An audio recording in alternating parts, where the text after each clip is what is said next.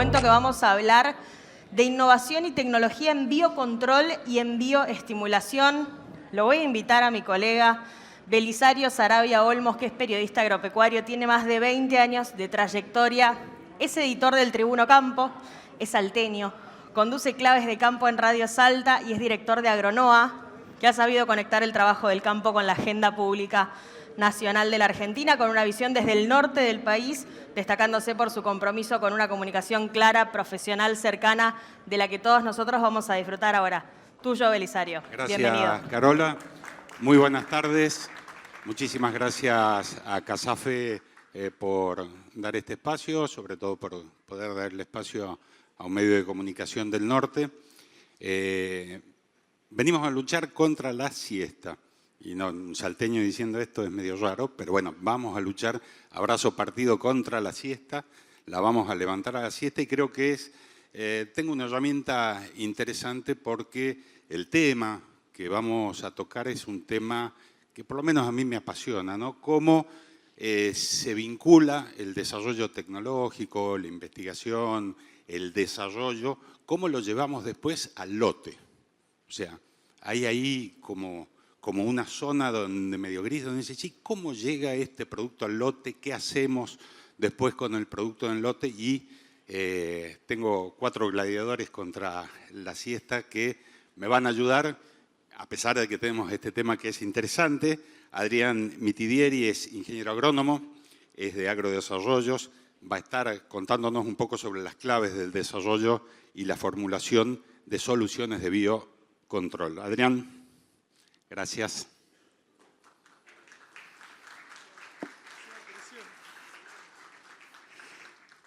El otro peleador contra la siesta va a ser Wenceslao Tejerina, es ingeniero agrónomo también, es titular de Agroestrategias Consultores. Él nos va a estar metiendo un poquito sobre el tema de los mecanismos de bioestimulación frente al estrés abiótico. Y vaya tema cuando el clima nos castiga por todos lados.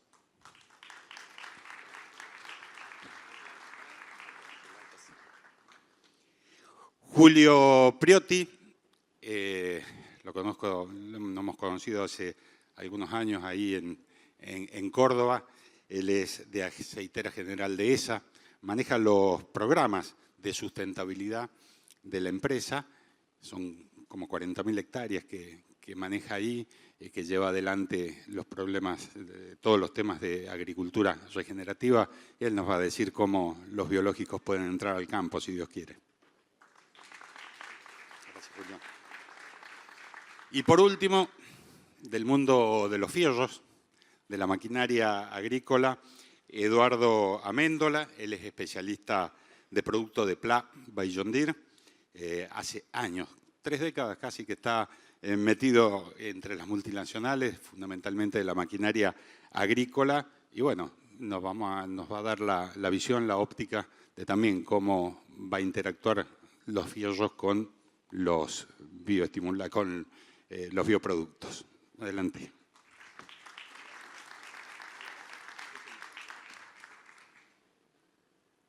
¿Quieren una pequeña presentación? ¿Quieren contar algo? ¿Quieren ir a los bifes? Le estamos peleando la siesta, no podemos demorarnos mucho. ¿Quién empieza?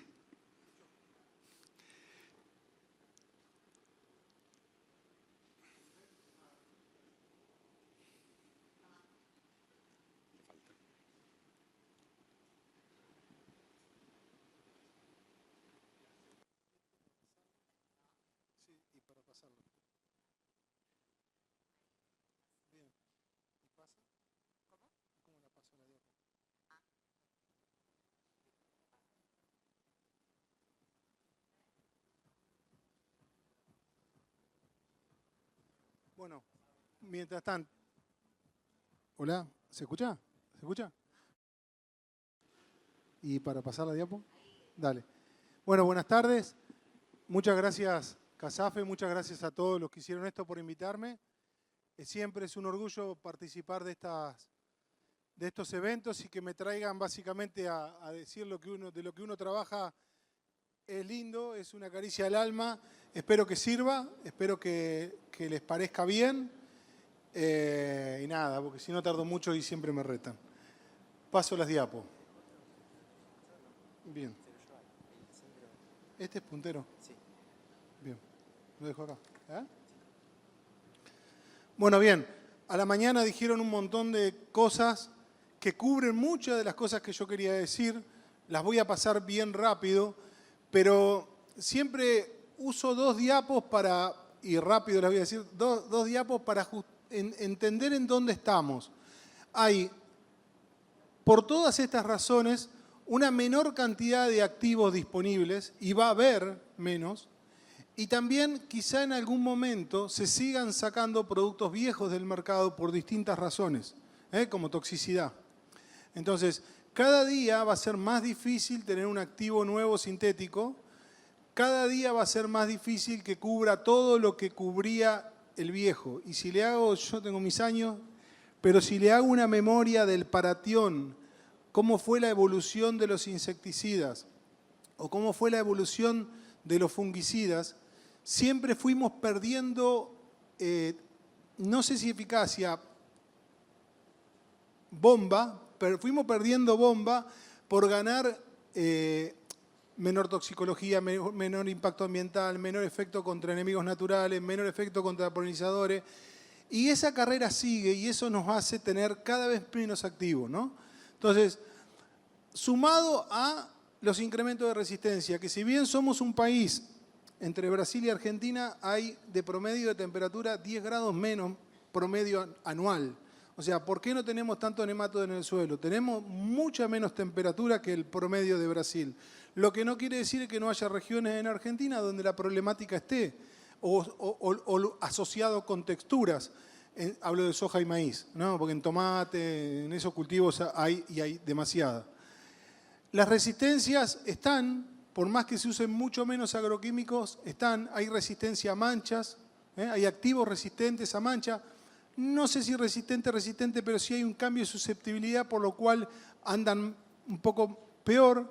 Hay resistencias literalmente, como tenemos resistencia a polilla del tomate a diamidas.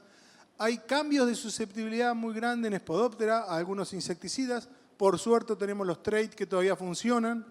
No tenemos todavía el caso de Brasil, donde mencionaron que había habido comenzado a no andar bien el trait, ¿no? Eso es, acuérdense que en maíz es una gran ayuda. Trips de flor, Frankinella julesii, Frankinella occidentale, tenemos resistencia a insecticidas, tenemos cambios de susceptibilidad en mosca blanca, tenemos cambios en ácaros, también lo tenemos en Argentina, pero están ubicados en zonas donde se hace un uso intensivo de los productos. Están ubicados o en tomate, o por ahí puede haber algo en maní, puede haber algo en papa, donde se hace un uso más intensivo, o se hizo o se hace un uso más intensivo, y donde le das la oportunidad aparece. Si nosotros sacáramos los traits de maíz del mercado y volviéramos a los maíces no BT, tendríamos resistencia a insecticida ya hace 10 años. ¿Tá? A diamida seguro, porque lo que lo cuida es el trait. ¿Tá? Entonces va a haber, ya hablé un montón de esta diapo, va a haber menos cantidad. Y por otro lado, hay una razón que viene del lado de los bioinsumos. Yo creo que mi primer ensayo ha sido en el 2002, más o menos, con un bioinsumo. Ahí trabajé con bioestimulantes, trabajé con hidrólisis de sangre, de cartílago, ácido húmico, algas. Trabajamos con tricoderma, trabajamos con glomus. Y la verdad que los resultados eran bioestimulante bien, tricoderma a nivel de bioestimulante bien, pero a nivel de biocontrol no encontrábamos esos resultados que hoy vemos. Y la razón es que los productos también cambiaron, pero también cambió la regla con la cual nos comparamos. Hoy cambió mucho el mercado de los cultivos que tienen regulaciones. Vid tiene regulaciones, maní tiene regulaciones, tomate, bueno, todos los cultivos de exportación, pera, manzana, arándano, tienen regulaciones muy estrictas. Bueno, eso hace que restrinjan aún más la cantidad de productos. Acá, a nivel de biológicos, creo que lo más importante es algo que hoy remarcó Tales, creo, que es los bioinsumos que hoy tenemos no son los mismos bioinsumos de hace 22 años. Si bien se habla de bioinsumos desde el año que nació el mundo, ¿no? Y se fueron dejando, y la carrera de los químicos le ganó a la carrera de los bioinsumos, hoy la tecnología puesta en los bioinsumos es muy grande. también resaltaron hoy, cuando una multi aprieta y empuja, no es lo mismo lo que empuja una multi como empuja una proveedora de tricoderma del 2003. No empujaba. Hoy cuando una multi, o dos multi, o tres multi, o todas, o aparecen empresas gigantes de biológicos, con esa presión de mercado, le llega al consumidor, le llega al productor, le llega al ingeniero, le llega al distribuidor, mucha más presión para que lo pruebe. Y hoy esos productos bien recomendados, mal, casos que no, por supuesto, pero la mayoría de los casos se ve lo que se dice. Entonces, eso ha llevado a que el mercado también crezca. Bueno, vamos a hablar un poco más de lo mío. Tipos de uso: tratamiento de semilla, bioestimulante o biocontrolador, aplicación al suelo, que puede ser fondo del surco, chorro planta por planta, goteo. Estoy hablando de Argentina, experiencia propia. Debo tener muchísimos ensayos, muchísimos, no sé cuánto, pero muchísimos. En todos los usos, así el fondo del surco en soja, en maíz, en tomate, en papa, tratamiento de semilla en los cultivos de semilla.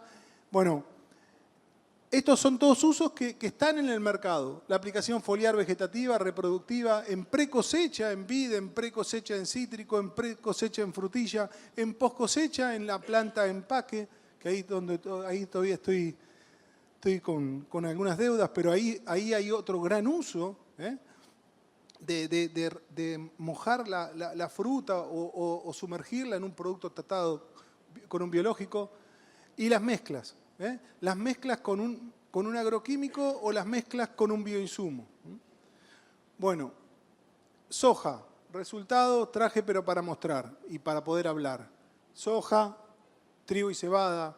Cuando uno hace un blotter con un testigo absoluto y prueba contra un químico, siempre la prueba mía es contra un químico. Siempre me valido contra un químico. Y hasta que aprendí, empecé a validarme contra químicos específicos para cada uno. Y después me empecé a validar contra un biológico. Y el único biológico que tenía, y que es cliente mío y que lo uso mucho, es la rizoderma. Entonces me validaba contra un químico, bueno, dije un nombre, bueno, que era el único registrado. Entonces me validaba, y yo usaba esos testigos comerciales, ¿no? Acá no está, acá hay un testigo químico.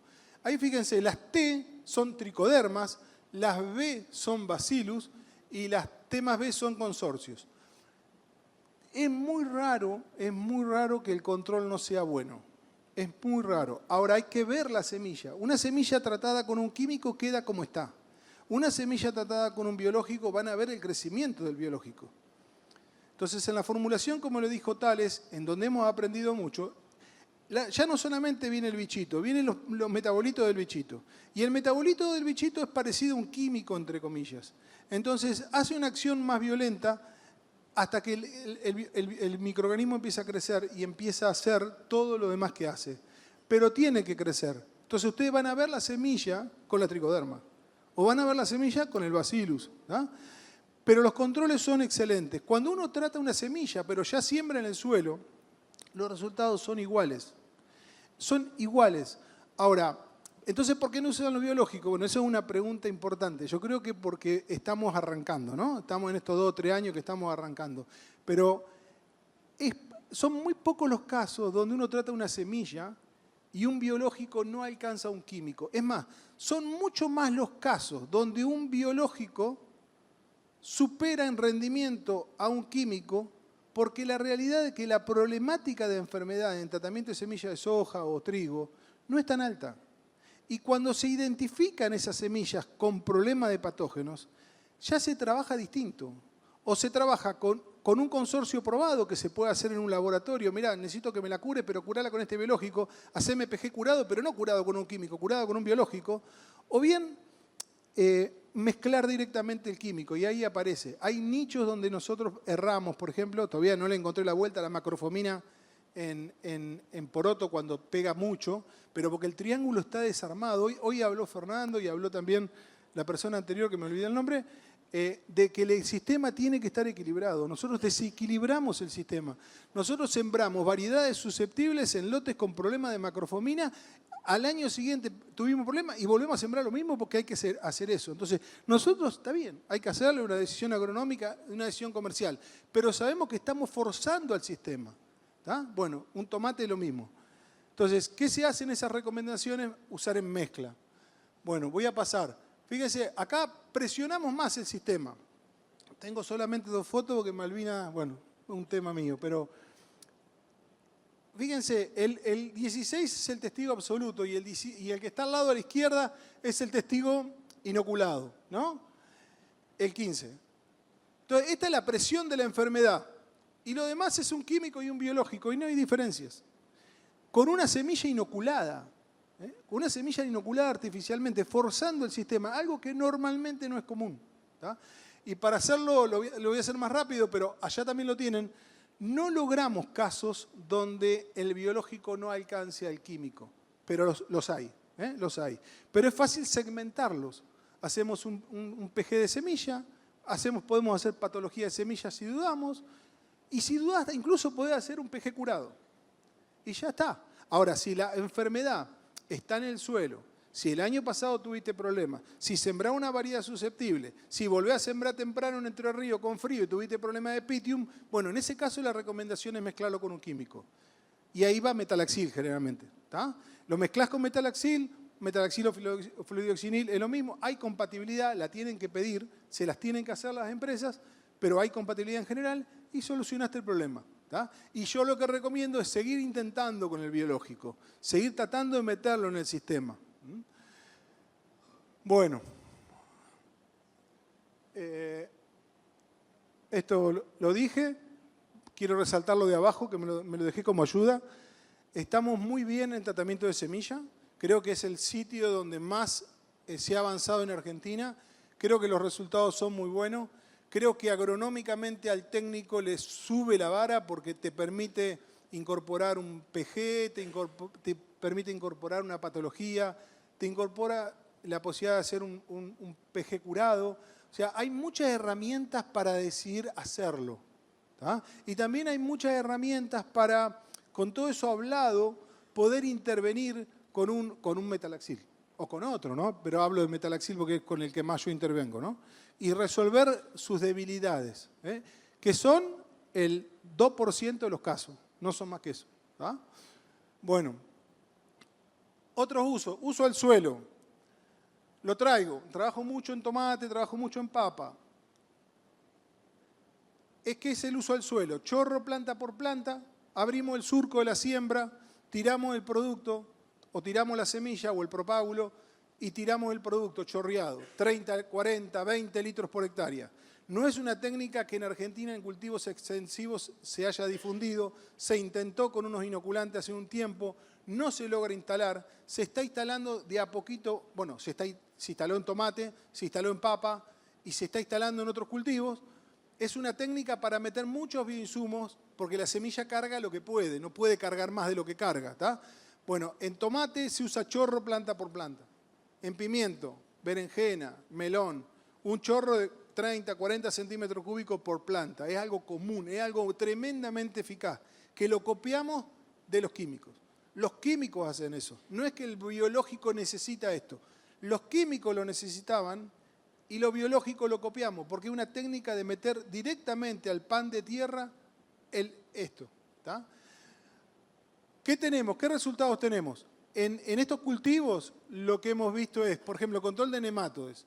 El nemátodo no es el nemátodo de Brasil, el nemátodo del tomate es algo tremendamente agresivo. Ustedes tienen el suelo totalmente infectado de nematodes por todos lados, a distintas profundidades, y ponen la planta, ponen que pongan un desinfectante, desinfectan, ya casi no se usa nada, plantan. Empieza a crecer el cultivo, empiezan a crecer las raíces y los nematodes empiezan a atacar. Aplican un producto en el cuello de la planta que va a la raíz, aplican en la raíz, pero la raíz crece y explora esa zona donde estaba el producto y avanza. ¿No? Y es atacado de nuevo a los 20 días y es atacado de vuelta a los 30 días y a los 60 días. Es tremendamente agresivo, Melodogina y Nacobu, que son los más comunes. Nosotros con bioinsumos, y pasa un poco en Brasil también, es como es su fortaleza, pareciera. Nosotros logramos en nematodes controlar tan bien como el químico. Pero la empresa que largó hace poquito el último nematicida que salió al mercado, cuando hizo el lanzamiento, en la última presentación dijo tienen que rotar. porque si no me lo van a quemar, porque no va a durar nada el activo, porque el activo químico es tan bueno el que hay en el mercado, es tan bueno, tan persistente, un chorrito dura 60 días. La presión de selección que se le está haciendo al nemato con ese nematicida es muy alta. La empresa dijo tienen que rotar. Bueno, todavía no hay tantos bioinsumos registrados, hay muchos que están frenados, pero están ahí en el proceso regulatorio, pero hoy tenemos tecnologías para controlar nematodes tan bien como tenemos con el químico, o mejor. Perdón, ahora para atrás se fue. La foto de la izquierda es espiroqueta, es raíz corchosa, es una bacteria, es bravísima también. Lo único que la controla son los biológicos, no hay fungicida que la pare. Trichoderma, Bacillus logran controles excelentes. Del otro lado es un Fusarium, no es tan común, traje esa foto porque llama la atención, es un Fusarium oxyporum, no es común. Es un Fusarium de suelo que ataca a la planta con heridas. El más común es Solani, pero no encontré una de Solani puseta. También con bioinsumos, aplicando al suelo por drenching, reaplicando cada 15 días, 2 o 3 veces, protegiendo esa planta. El Bacillus, o hay extractos, hay un montón de cosas, por ahí me olvido de alguno, pero hay extractos, logran matar al nematodo, logran bioestimular las raíces, logran proteger las raíces. Todo eso hace que controle más las enfermedades, logran resultados de eficacia mayores que los que logramos con los químicos. Quiere decir que andan, ¿tá? Quiere decir que andan. Bueno, fíjense, es común, niveles de control, el químico anda un poquito mejor, pero cuando vos ves la planta y evaluás la planta, y hay que evaluar la planta, acuérdense que hubo lanzamientos de fungicida que mostraban los resultados de eficacia a través de 300 kilos, 200 kilos, 400 kilos. Bueno, volvamos a eso. Volvamos a medir la actividad de un fungicida en soja y en trigo por los kilos. Porque si la medimos por los kilos, aunque me controle un poquito menos, pero me levanta el rendimiento porque bioestimula la planta, porque mejora el desarrollo radicular, por todo eso, la voy a evaluar de otra forma a la vara del bioestimulante. No quiere decir que no controlen, controlan y controlan muy bien. Ven que los controles son muy altos. Pero la planta arriba está mejor. Está mejor, tiene menos bacteriosis, tiene menos enfermedades, está mejor. Conclusión, en este uso en particular, es un uso muy bueno para los bioinsumos, mucho mejor que el de semilla, porque el de semilla no le podemos meter mucho, igual es muy bueno. Acá andamos igual que un químico o incluso mejor que un químico, con recomendaciones de uso que son así. Bueno, enfermedades foliares, voy a apurar el trame, fíjense, son todos ensayos, ¿está? Leveilula, oidio, stenfilium, alternaria, botrytis en tomate, botrytis en fruta. Ahora les muestro algo de extensivo. Enfermedades tremendamente agresivas. Acá nosotros en Argentina no tenemos el nivel de enfermedades que tienen los brasileros, en casi ningún cultivo. Por ahí los cereales de invierno, cuando ataca roya, bueno, es muy agresiva. Cuando ataca mancha, es muy agresiva. El maní, la papa. Pero la soja y el maíz realmente no tienen enfermedades con la agresividad que tienen en Brasil y sí la tenemos en estos cultivos. Bueno, cuando una enfermedad ataca a la planta del tomate, la lleva puesta. O sea, agarra toda la parte, los 2 metros y medio que mide, se la lleva, agarra de abajo para arriba todo. Cuando le pega la botrytis, le pega 1 o 2 racimos florales y es muy agresiva. ¿Qué estoy diciendo? La vara es alta. Y nosotros con los biológicos controlamos estas enfermedades. Hoy las estamos controlando. Y no tenemos debilidades. O sea, hoy yo controlo un oidio, controlo una botrytis, que son bastante más sensibles, y controlo las manchas también. Las manchas son un poco más duras, pero las controlo también. Por supuesto que la recomendación de uso se tiene que acomodar al biológico, y no todos los biológicos son iguales, y hay biológicos, algunos mejores, otros peores, algunos tienen más estabilidad, otros tienen menos estabilidad, porque eso pasa. Pero nosotros en general lo que hacemos es entrar en el lote un poquitito antes. No es mucho antes, no es que entro 2 meses antes. Entro con presencia de la enfermedad, simplemente que no la espero. A oidio la puedo esperar, a botrytis no la puedo esperar ni con un biológico, tengo que entrar preventivo, pero con un químico también entro preventivo.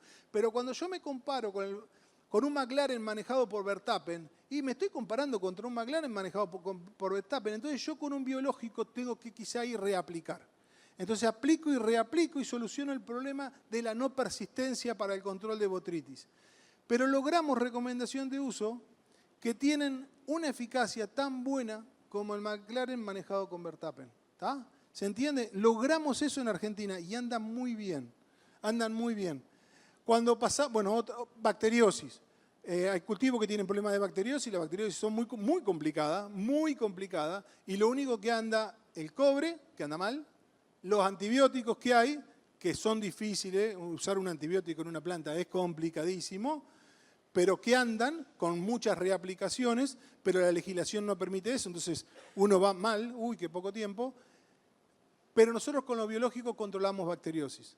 Hay extractos vegetales que controlan bacteriosis, hay bacillus que controlan bacteriosis y la controlan tan bien, o sea, mejor que un químico. ¿Tá?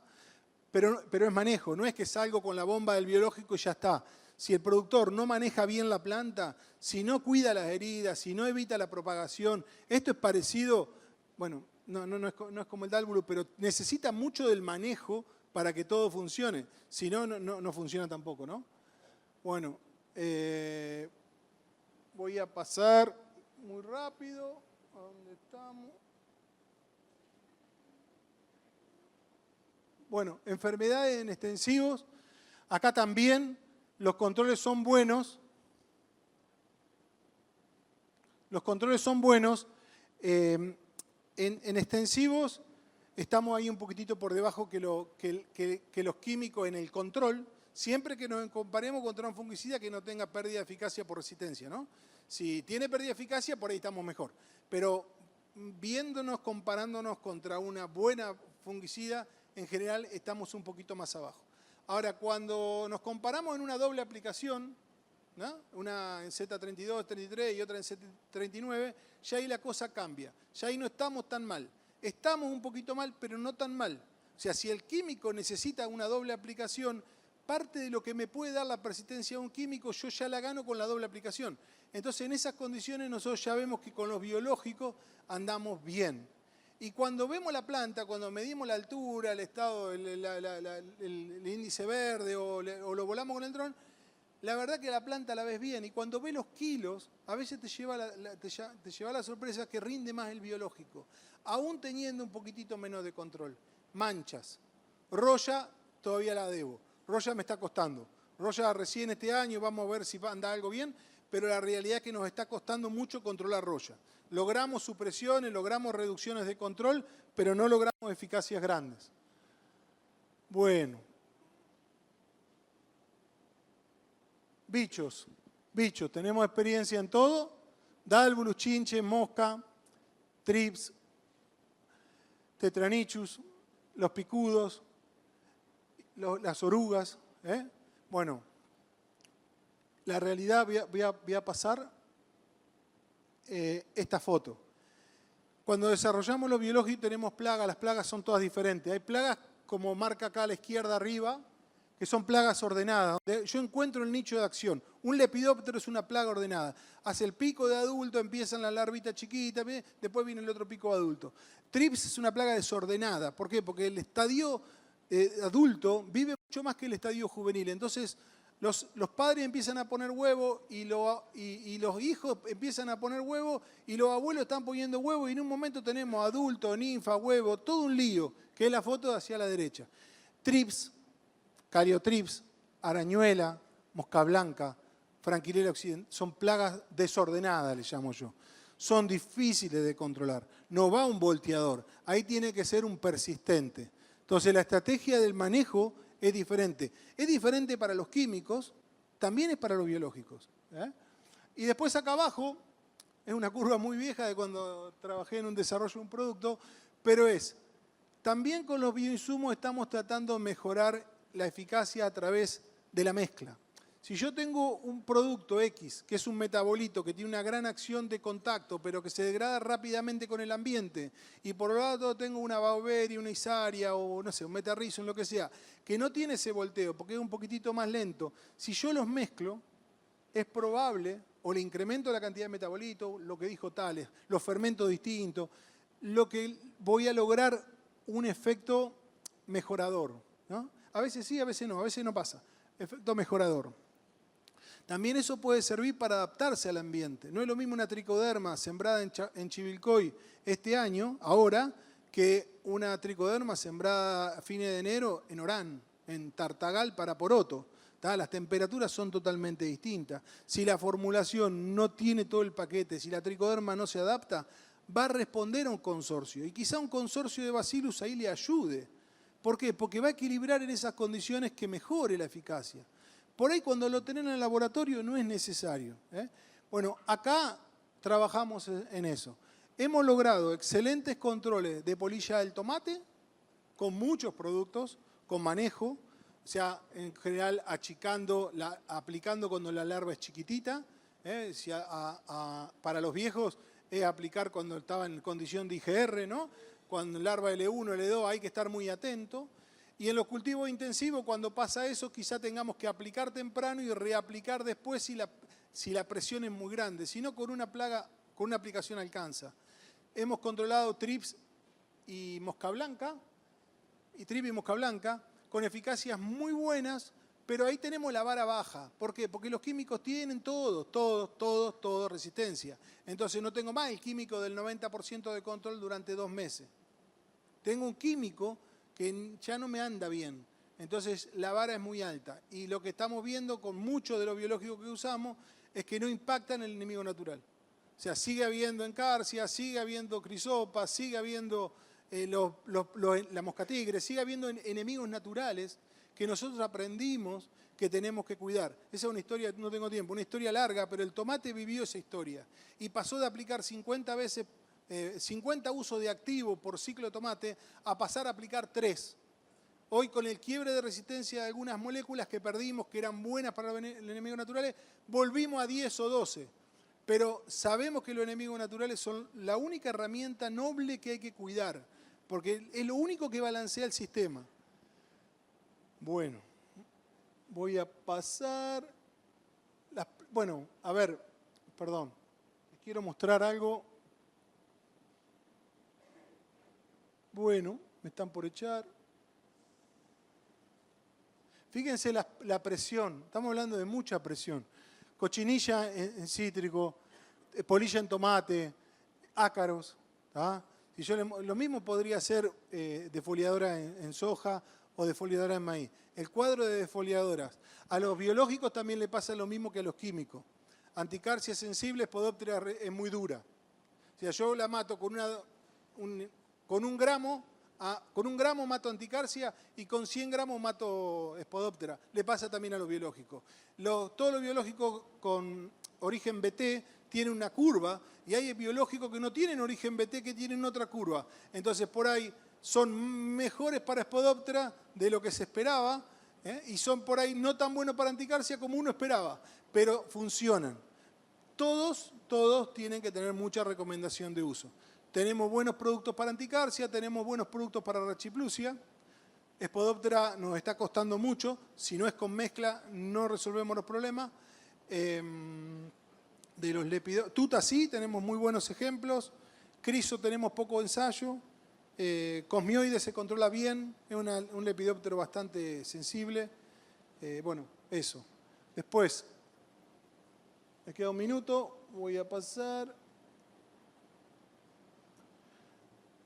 El resumen. Lo verde es que me anduvo bien, lo amarillo es que me anda más o menos, lo rojo todavía estoy en deuda que no logro buenos controles. Hay muchos que bien. Y fíjense a la derecha versus el químico, al lado de lo verde para acá, igual o menor, igual o mejor.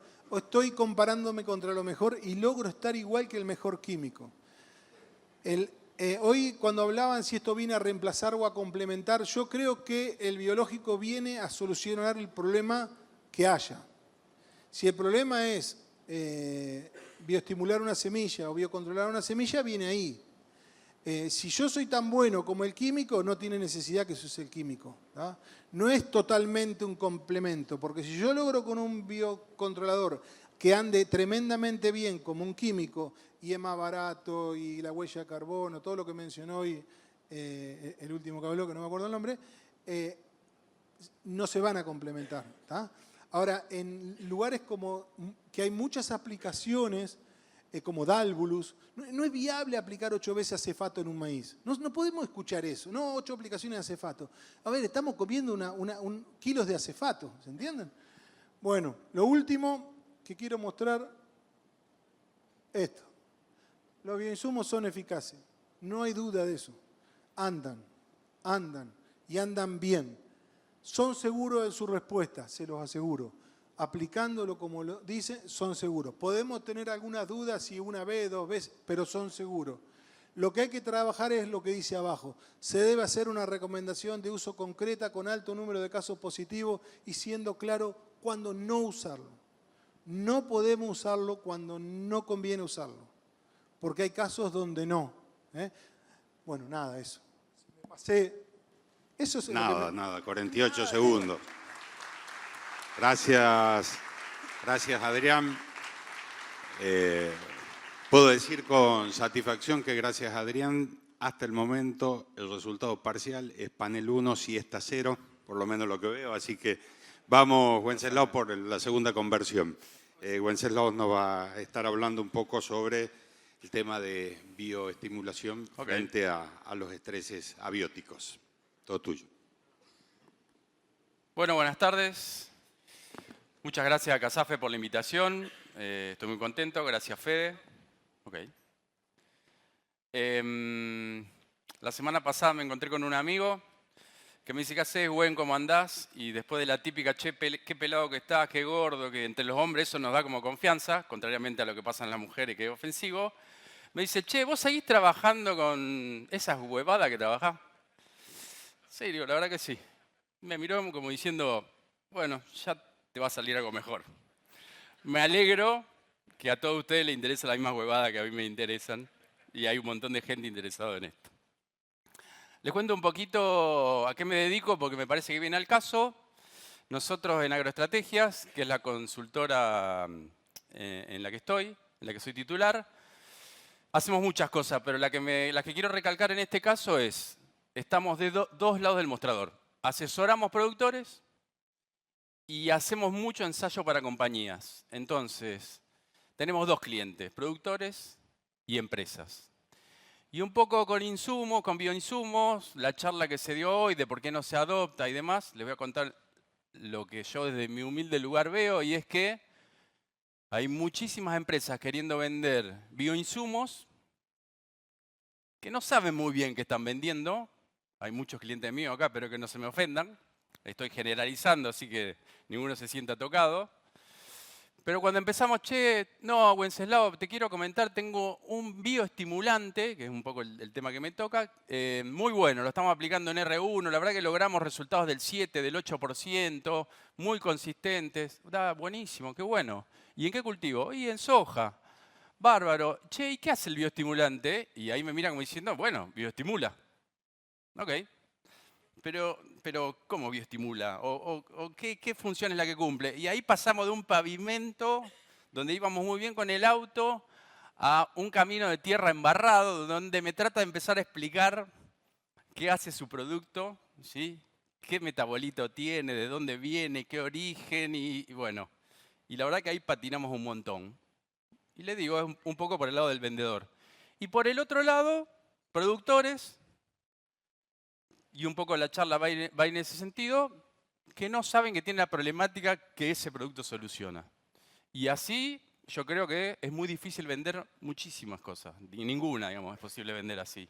Y veo eso, digamos, un desconocimiento desde el que vende, de su producto, y muchos productores que no saben que tiene una gran problemática. Así que yo voy a hacer un poco de hincapié en eso. Este cuadro lo vieron hoy. Un poco lo que me toca a mí hablar es de productos bioestimulantes, biofertilizantes. Esto ya se precisó. Y me parece, volviendo a lo que decía recién, muy importante que en el tema bioestimulantes empecemos a entender bien qué hace el producto. Porque si no sabemos qué hace el producto, digamos, qué problema soluciona, es muy difícil de no solo venderlo, sino a nosotros como ingeniero agrónomo, como técnicos productores, utilizarlos. Y eso es un poco lo que se está planteando con los claims. O sea, yo necesito saber este producto qué hace en el cultivo, ¿sí? Y los 4 que se están marcando como principales son que, bueno, sin duda tiene que aumentar rendimiento o calidad de cosecha, que nosotros por ahí en cultivo calidad de cosecha no lo vemos tanto, pero sí apuntamos a rendimiento. Mitigación del estrés abiótico, que me parece un tema fundamental, y voy a charlar bastante sobre eso. Y el resto es mejora de la eficiencia nutricional y eficiencia en el uso de nutrientes, ¿ok? Volviendo al anterior y al tema de los biofertilizantes, la verdad es que es relativamente fácil. Yo estoy formado en nutrición de cultivos y cuando empezamos a trabajar con un fijador de nitrógeno, estos son ensayos nuestros, es fácil entender la lógica. Porque bueno, todos fertilizamos con urea, todos fertilizamos con alguna otra fuente de nitrógeno y en este caso a lo mejor un fijador libre de nitrógeno tiene la misma lógica y podría ir complementarlo o si hacemos un cálculo un poco más fino, hasta reemplazarlo, con todas las ventajas que tiene el biológico contra el químico, que creo que en el día de hoy se ha hablado bastante de eso. Así que entiendo que esta lógica es bastante entendible y también entiendo el por qué el mercado, digamos, está aumentando en el tema de fijadores libres, porque tantos productores como técnicos de Argentina tenemos en la cabeza la lógica del químico, ¿sí? Que para entender biológicos creo que hay que salir un poquito también de esa lógica. Y volviendo, digamos, a los claims, a lo que va a ser cada producto, hay varios ahí de los que toqué que me parece que están muy relacionados. Y yo soy el fan número 1 de biológicos. La verdad que me parece que el biológico vino a irrumpir, por lo menos en mi vida y en mi trabajo, muy fuerte. Tampoco soy un ingenuo, no creo que el biológico, digamos, vaya a resolver todos los problemas de la agricultura en Argentina, pero bueno, dentro de un marco de un manejo en el que tenemos que hacer varios cambios, me parece que el biológico sí viene a ayudarnos a solucionar grandes problemas que tiene la agricultura argentina. Y en eso, nosotros estamos viendo grandes problemas de desarrollo radicular en todos los cultivos. En todos los cultivos, ¿eh? Yo no sé si ustedes lo ven, creo que no somos muy conscientes del problema que tenemos y sin duda no estoy poniendo, digamos, acá en jaque a la siembra directa, ni mucho menos, pero me parece que tendríamos que empezar a ver que tenemos grandes problemas de desarrollo radicular y como pongo ahí, a mi entender, la raíz del cerebro de las plantas. Si no tenemos un buen desarrollo radicular, todo lo que hablamos antes de mitigación de estrés abiótico, de mejora en la eficiencia, digamos, del uso de nutrientes, en la interacción con el microbioma del suelo, se va a empezar a ver muy complicada. Y lo que me toca, estrés abiótico. Este gráfico me acompaña hace muchísimo tiempo. Esto es la torta del potencial productivo de los cultivos. La verdad que si se lo ponen a sacar para varios cultivos van a ver que respeta un poco estas proporciones. Y les comento, del potencial total que tienen los cultivos hay un 24% que es la producción promedio, hay un 11% que son pérdidas por estrés biótico, en los que nosotros somos muy buenos. Somos muy buenos productores y somos muy buenos manejando estrés biótico, plagas, pestes, malezas, ¿sí? Enfermedades. Somos muy buenos, con lo que llegaríamos, digamos, a capturar un 35% del potencial de rendimiento.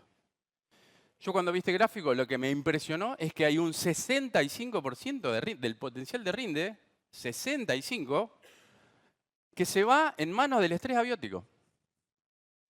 Y seguramente, si yo les digo, gente, estamos haciendo algo contra estrés abiótico en los cultivos extensivos, vamos a empezar bueno, algo hacemos. La verdad que cuando definimos una fecha de siembra, una rotación, les tratamos de esquivar a las ventanas o los periodos críticos en momentos de altas temperaturas o de sequía, pero una vez que nosotros tenemos los cultivos sembrados, yo les preguntaría, y es un poco lo que me pareció a mí al principio, muy poco podemos hacer contra todos esos factores, digamos, que afectan al cultivo, que son estrés abiótico y que se llevan, les vuelvo a decir, 65% de rendimiento.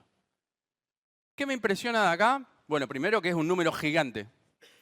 Si nosotros empezáramos a pensar de la mano de los biológicos y de la mano de los cultivos de servicio, les vuelvo a decir, esto medio integrado a un manejo general, empezar a capturar parte de ese 65%, que es plata que nunca tuvimos en el bolsillo, nunca tuvimos, o muy pocas veces. la verdad que empezaríamos a hablar de rentabilidad, nos cambiarían los números, sería muy interesante planteárselo. Lo otro que me impresionó al ver esto es que todos los años tenemos estrés abiótico. Todos los años. Lo hemos sufrido en carne propia. ¿Quién de acá me puede decir que no estamos sufriendo estrés abiótico? Sequías, altas temperaturas, ¿sí? Cuestiones de factores extremos climáticos. Y bueno, les traigo esta foto porque también por el otro lado no estamos pudiendo reconocer los problemas, que era un poco lo que le decía antes, ¿sí? Cuando yo empiezo a hablar de estrés abiótico en cultivos, generalmente con lo que me salen es con fitotoxicidad herbicida, carryover herbicida, una helada, un granizo. Sí, es lo más común en lo que sabemos ver. Es el único momento en el que productor o técnicos nos piden a nosotros bioestimulantes. Después nunca pasa, nunca nos piden nada. Somos nosotros los que salimos a ofrecer. Y un poco a mí lo que me impresionó de esto es que era una soja. Yo particularmente recorro muchos lotes, cada vez menos, pero en su momento recorría muchísimos lotes a lo largo de toda la Argentina. Y esta situación de una soja en diciembre, cercano a R1, donde pierde turgencia, da vuelta a la hoja, ¿sí? Cierra los estomas. Esta soja está evapotranspirando mucho más de lo que puede absorber. Entonces, para controlar la pérdida de humedad y temperatura, cierra estomas. Esto es estrés oxidativo. Se generan radicales libres de oxígeno. La verdad es que veo pocos técnicos y productores recorriendo lotes de soja en diciembre al mediodía diciendo tremendo estrés oxidativo tiene esta soja. Y el otro dice, sí, debe tener gran cantidad de radicales libres. Digamos, no lo estoy viendo. Y la verdad que para mí, hasta hace poco tiempo, esto a la soja le pasaba siempre. Era una cosa normal. Vos me preguntabas a mí hace 5 años, toda la soja de Argentina en diciembre, cerca del mediodía, le pasa esto. Después se recupera. ¿Por qué cuento esto así gracioso? Yo hasta hace poco tiempo no lo reconocía como un problema.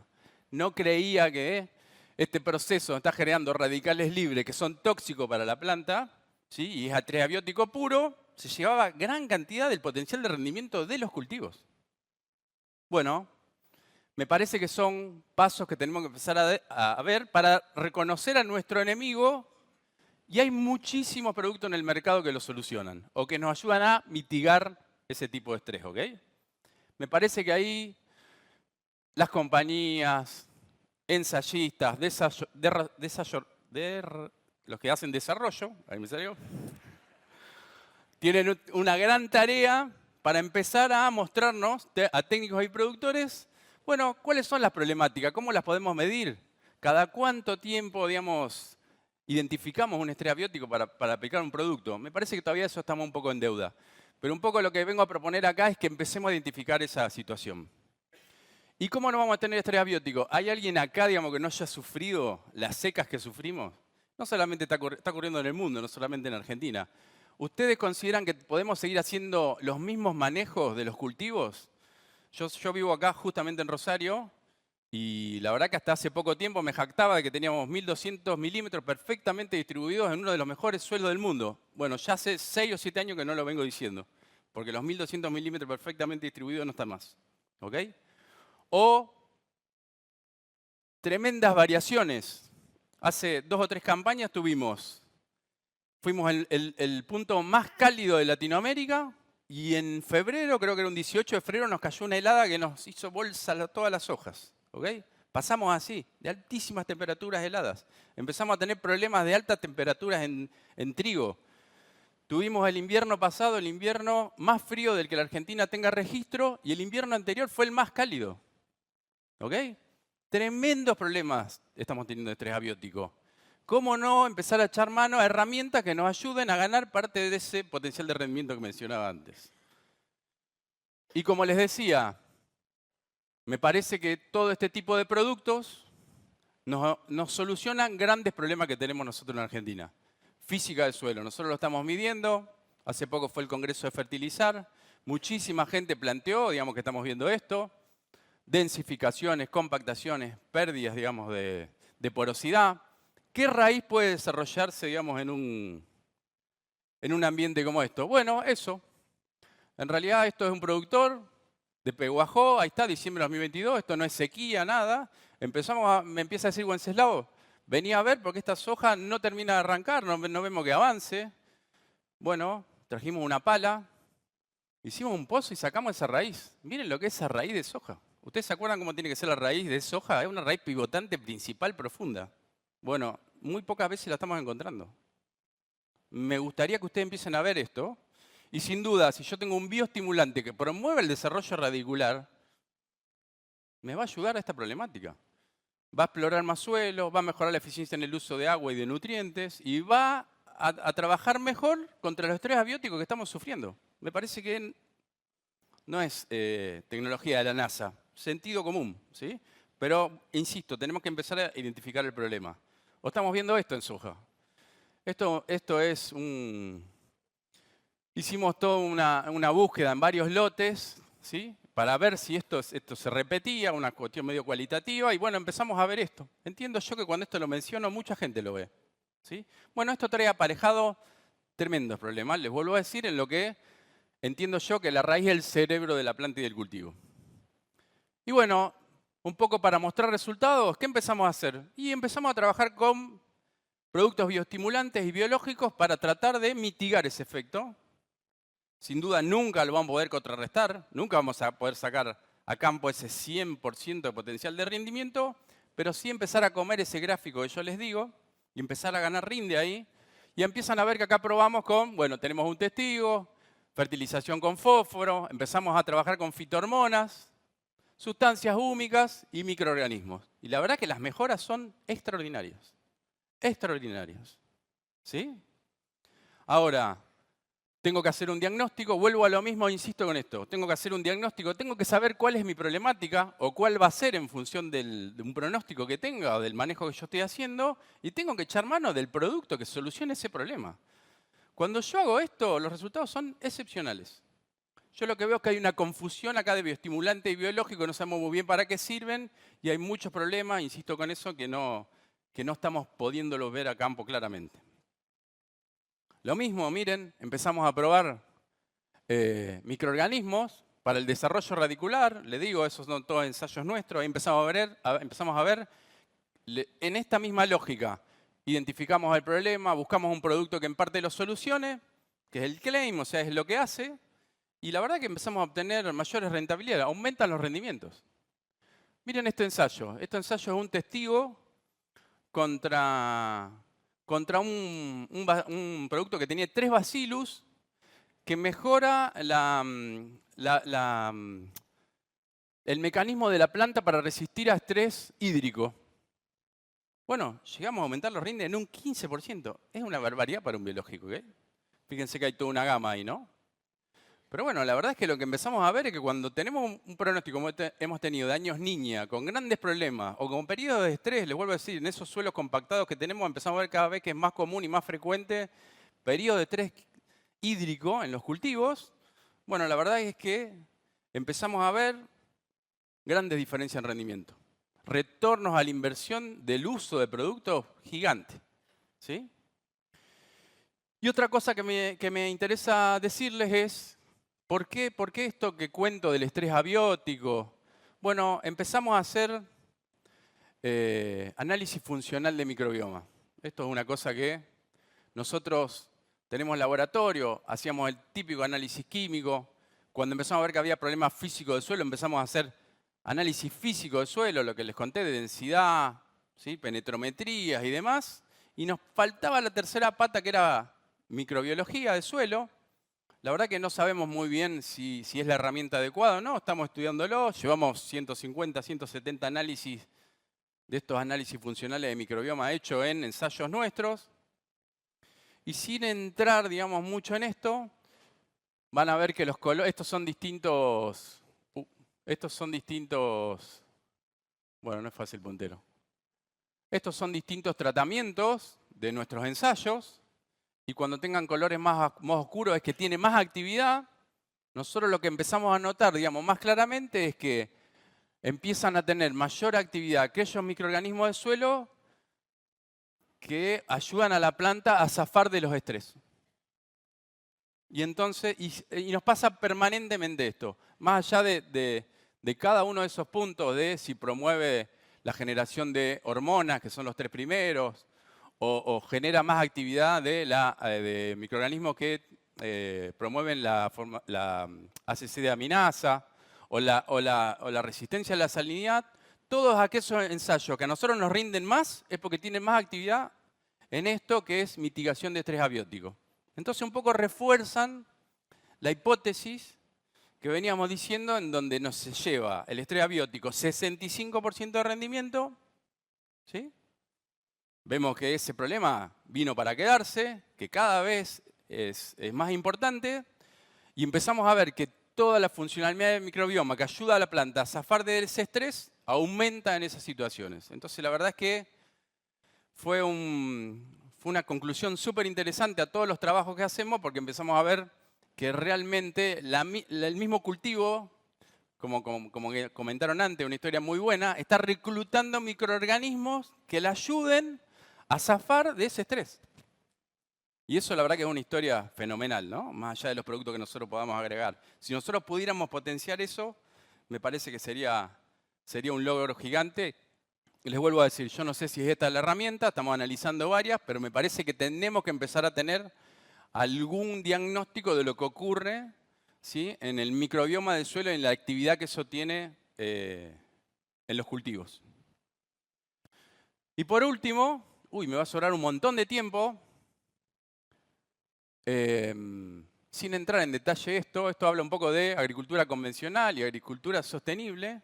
Lo que me han pasado a mí ahora cuando empezamos a tener ensayos robustos de productos bioestimulantes o biológicos, en lo que empezamos a recomendar a nuestros asesorados en el uso de eso, es la primera vez que me pasa a mí en la vida que puedo empezar a atar rentabilidad con sustentabilidad y sostenibilidad.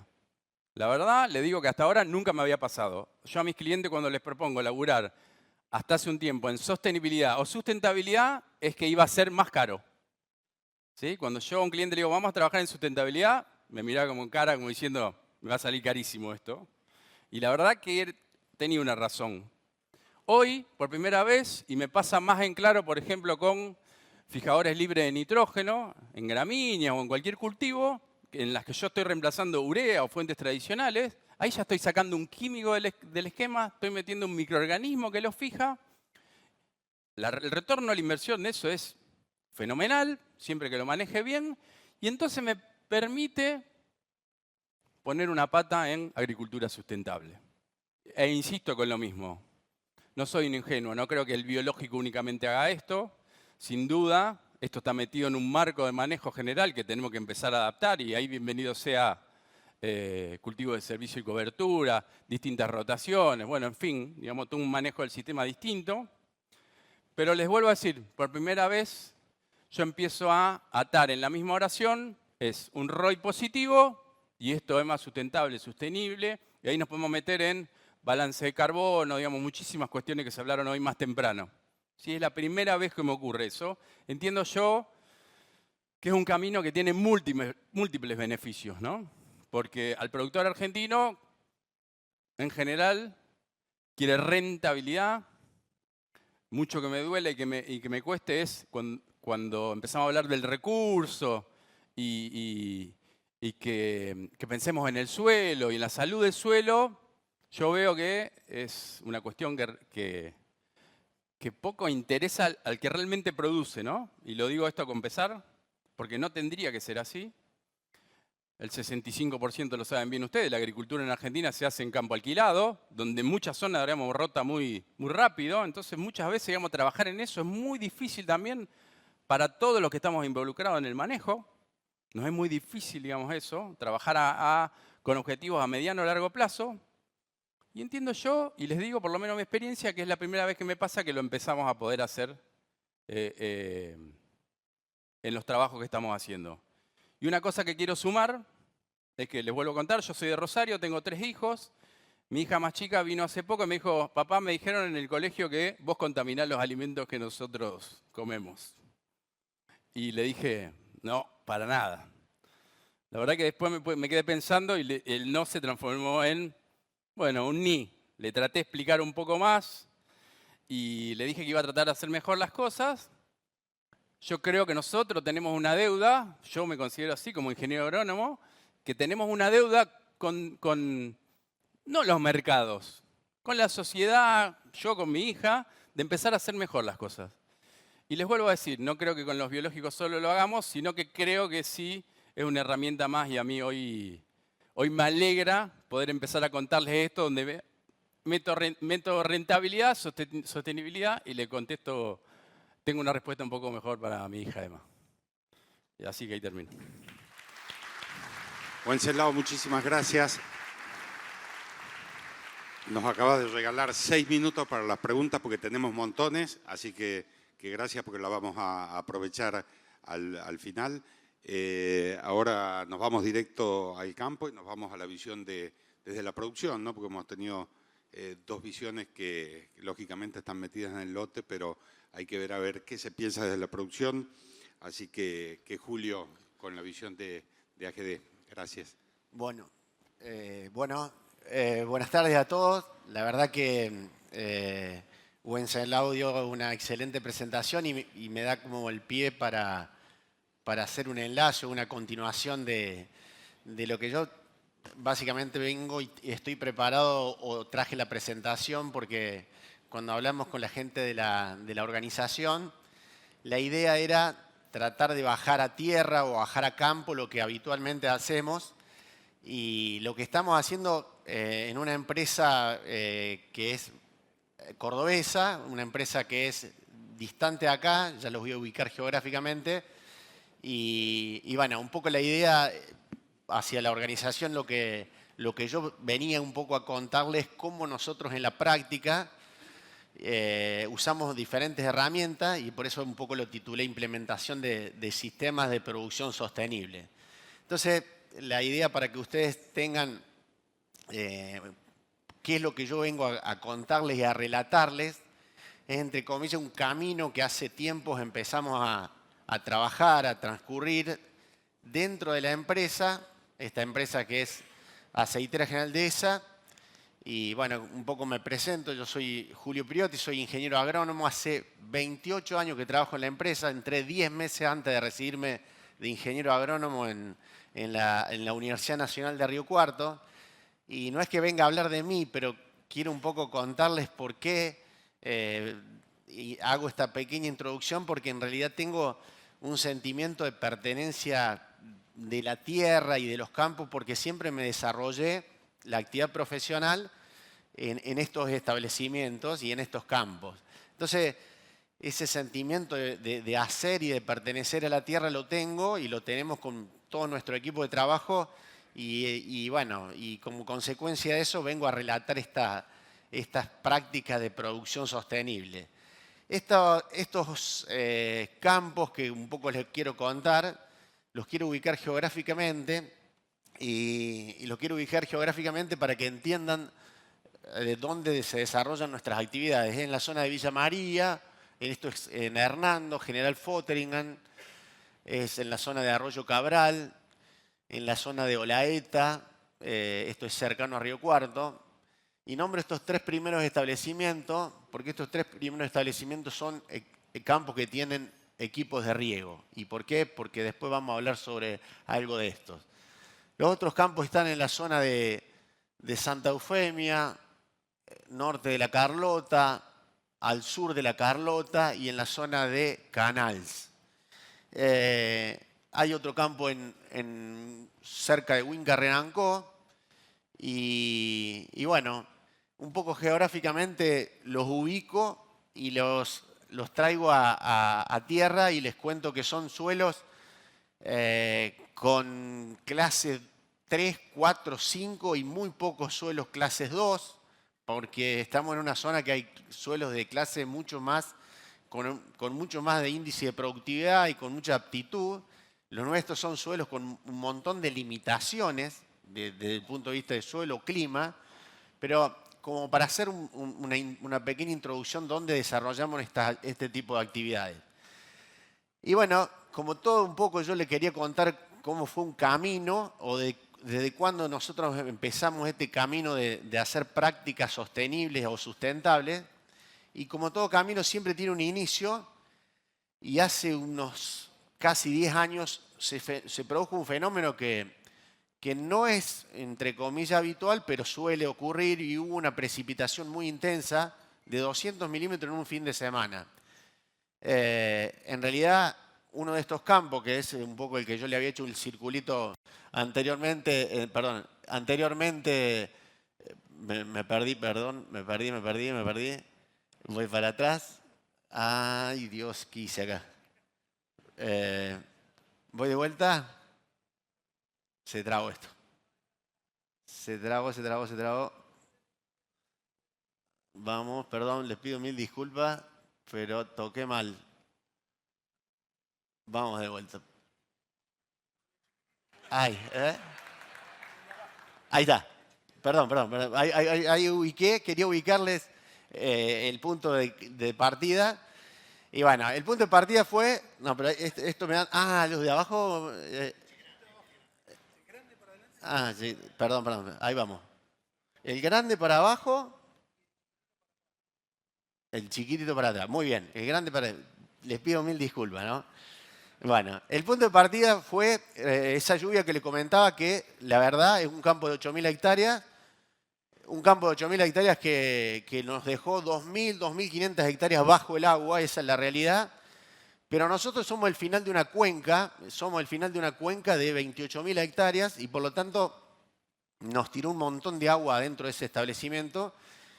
Y bueno, es como les decía, descubrimos que realmente el agua no entraba al suelo. Teníamos unos grandes problemas que Wenceslao lo explicó claramente, y no me voy a detener en esto, de todo lo que representan los factores abióticos y estos excesos hídricos que tuvimos. ¿Por qué? Porque el agua realmente no penetra. Y es a partir de estos fenómenos de adversidades que Wenceslao dijo claramente, es donde empezamos a trabajar sobre estos factores abióticos y le dejamos de prestar mucha atención a estos factores bióticos. ¿Por qué? Porque los que somos ingenieros agrónomos, somos especialistas en estas cosas.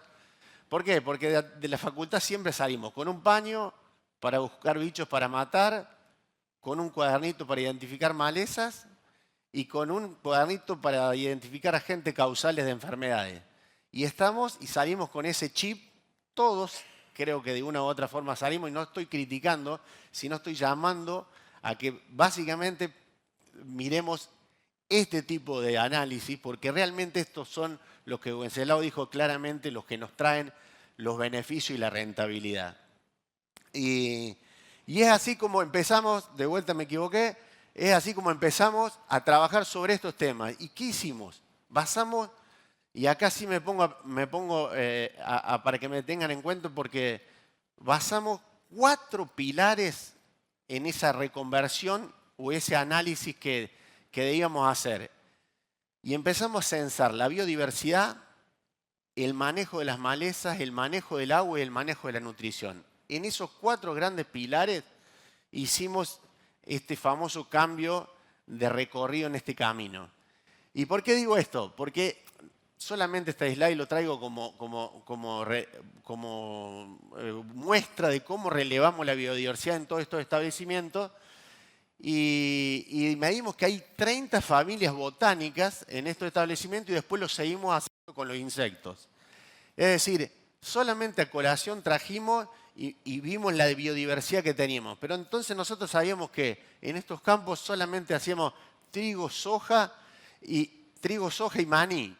Y entonces, trigo, soja y maíz y maní, porque es una empresa que hace maní. Entonces, solamente hacíamos 3 o 4 cultivos y vimos un gran potencial en hacer otro tipo de cosas, hacer otros cultivos y empezar a ser más biodiversos en ese sistema.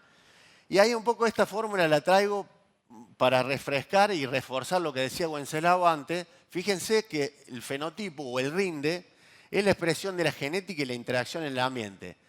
Claramente, lo que dijo Wenceslao antes, que poco podemos hacer. ¿Por qué? Porque la genética la tenemos, los factores bióticos los controlamos, pero lo que podemos hacer aumentando el fenómeno ambiental. Y es así como nos empezamos a relacionar con especialistas en biología, en microbiólogos, y empezamos a generar trazas dentro del campo y verdaderos conectores con los corredores biológicos.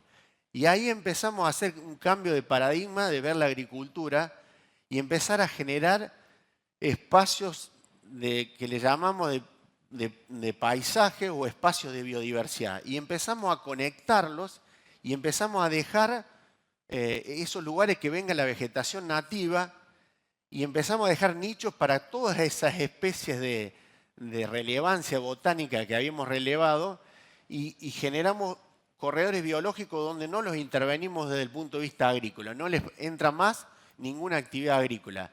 En algunos campos ya tienen 8 años.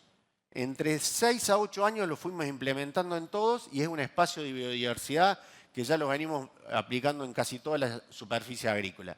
Pero paralelamente, como habíamos leído que teníamos grandes problemas de infiltración, empezamos a trabajar sobre los cultivos de cobertura.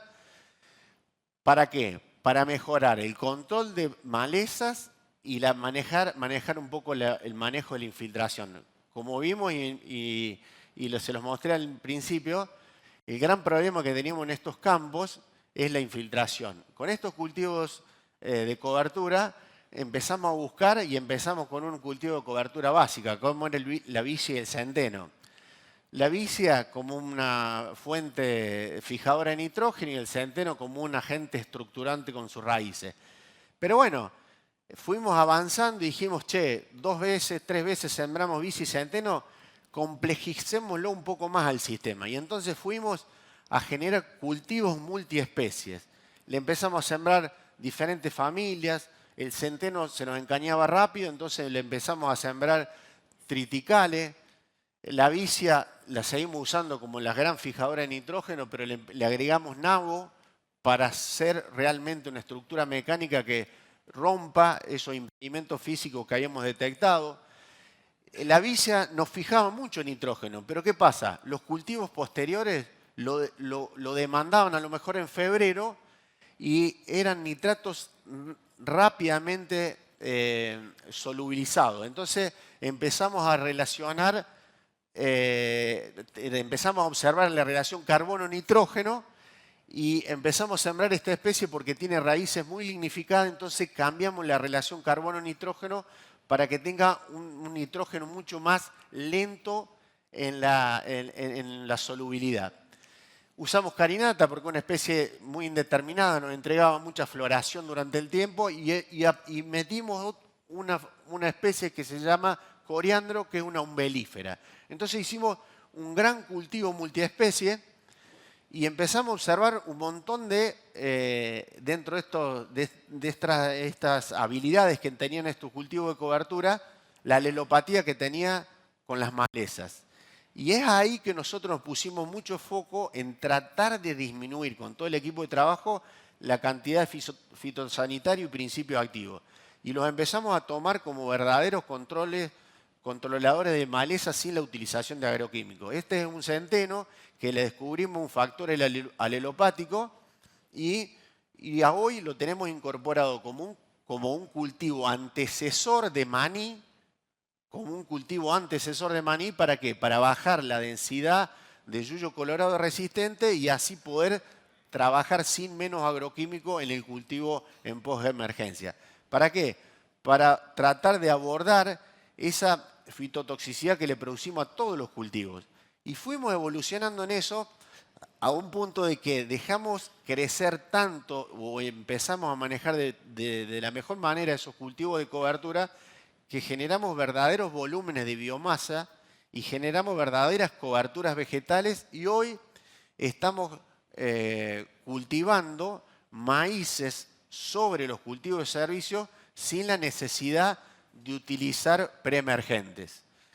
Esto es como todo, no es que hacemos todo, sino hemos ido evolucionando, lo vamos escalando, pero ya la verdad que en algunos establecimientos la mitad de la superficie la hacemos sin preemergente. Pero ¿qué pasa? Generamos estos verdaderos colchones de cobertura multiespecie y los dejamos venir hasta el final para que no entre nada de luz y no solamente venga lo que plantamos, que es el maíz. Esto es una linda foto que siempre la muestro porque es un cultivo de servicio un cultivo de multiespecie de servicio, realmente con un volumen majestuoso, y uno creería que este cultivo multiespecie está regado, pero justamente es al revés, está sembrado debajo de un círculo de riego para mejorar la infiltración, y es decir, tratar de ser mucho más eficiente en el uso del milímetro regado.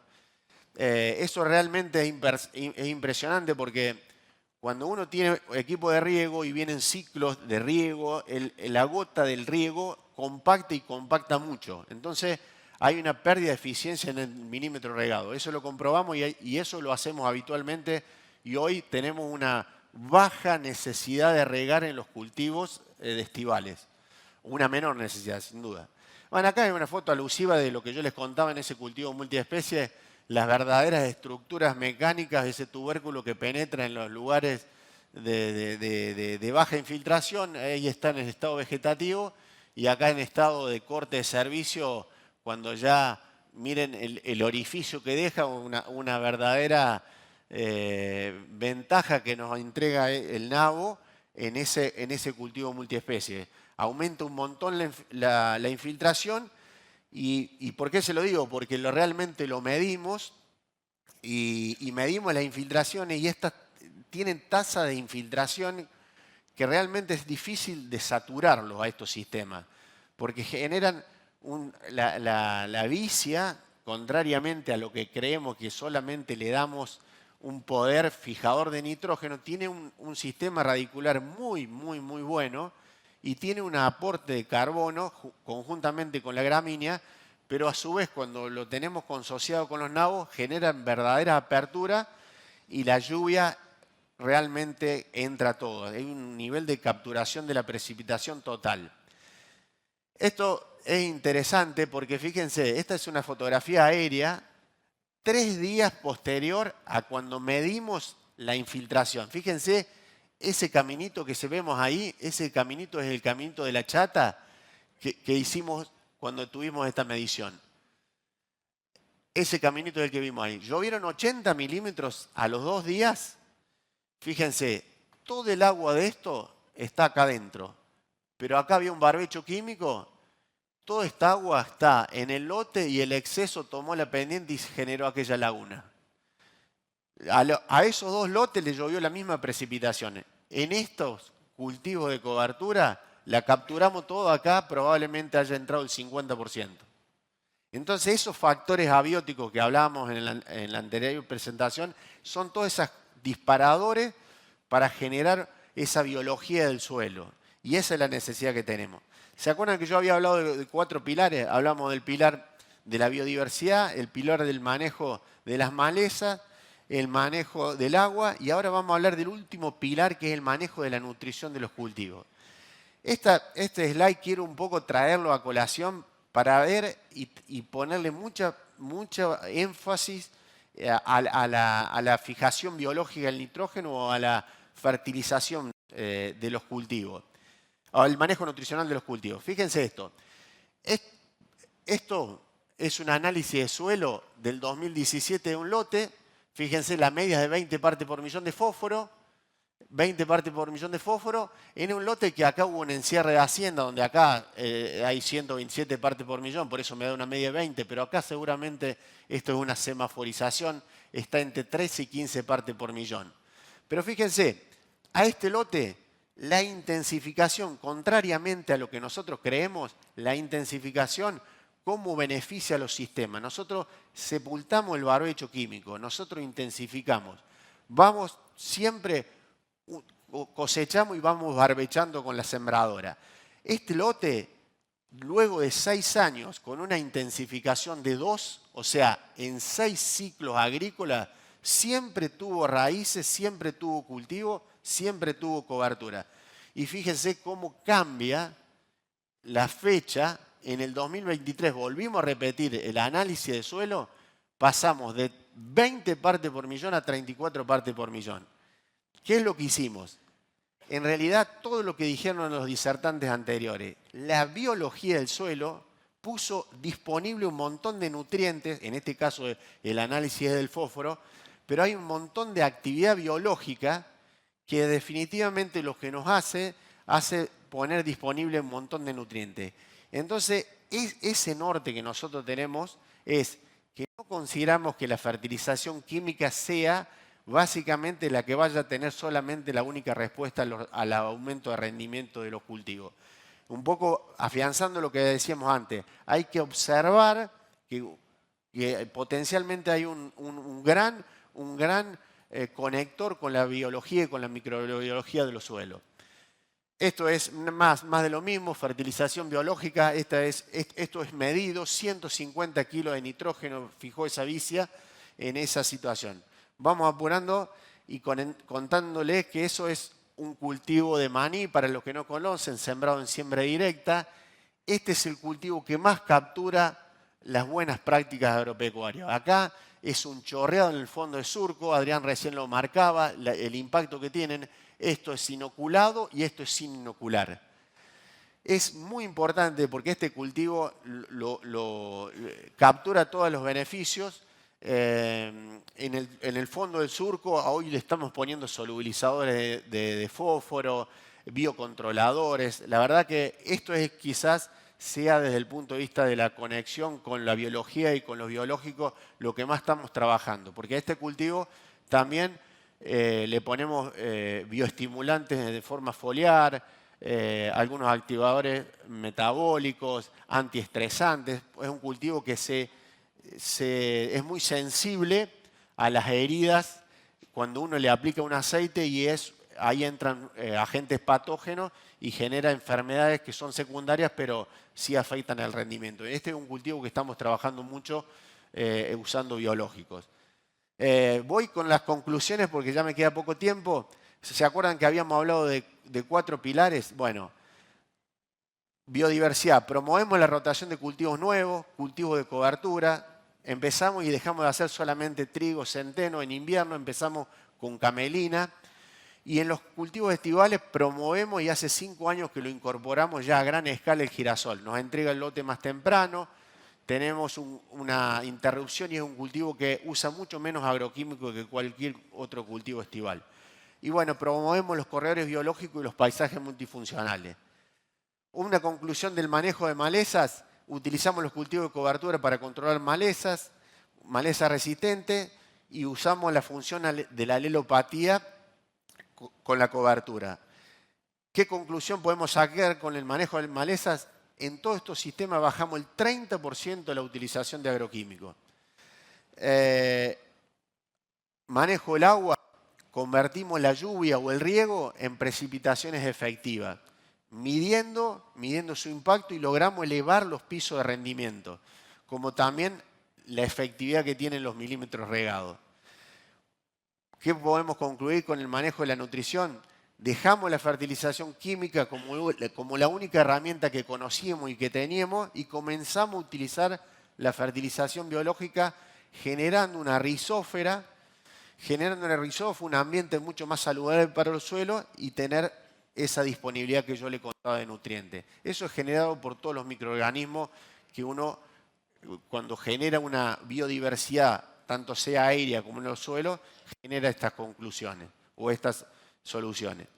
Y bueno, como empecé al principio con esa gran laguna que les comentaba, nosotros estamos en un proceso de inicio de un camino que lleva un montón de tiempo y con los colegas en los pasillos lo charlamos. Esto es una tecnología de proceso. Los insumos, los biológicos no se deben comparar con los insumos, pero también es cierto que tiene unos beneficios adicionales, los dijeron en todo el día los colegas que fueron disertando.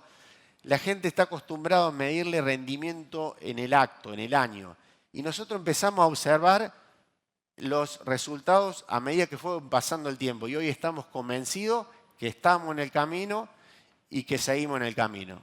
Muchas gracias.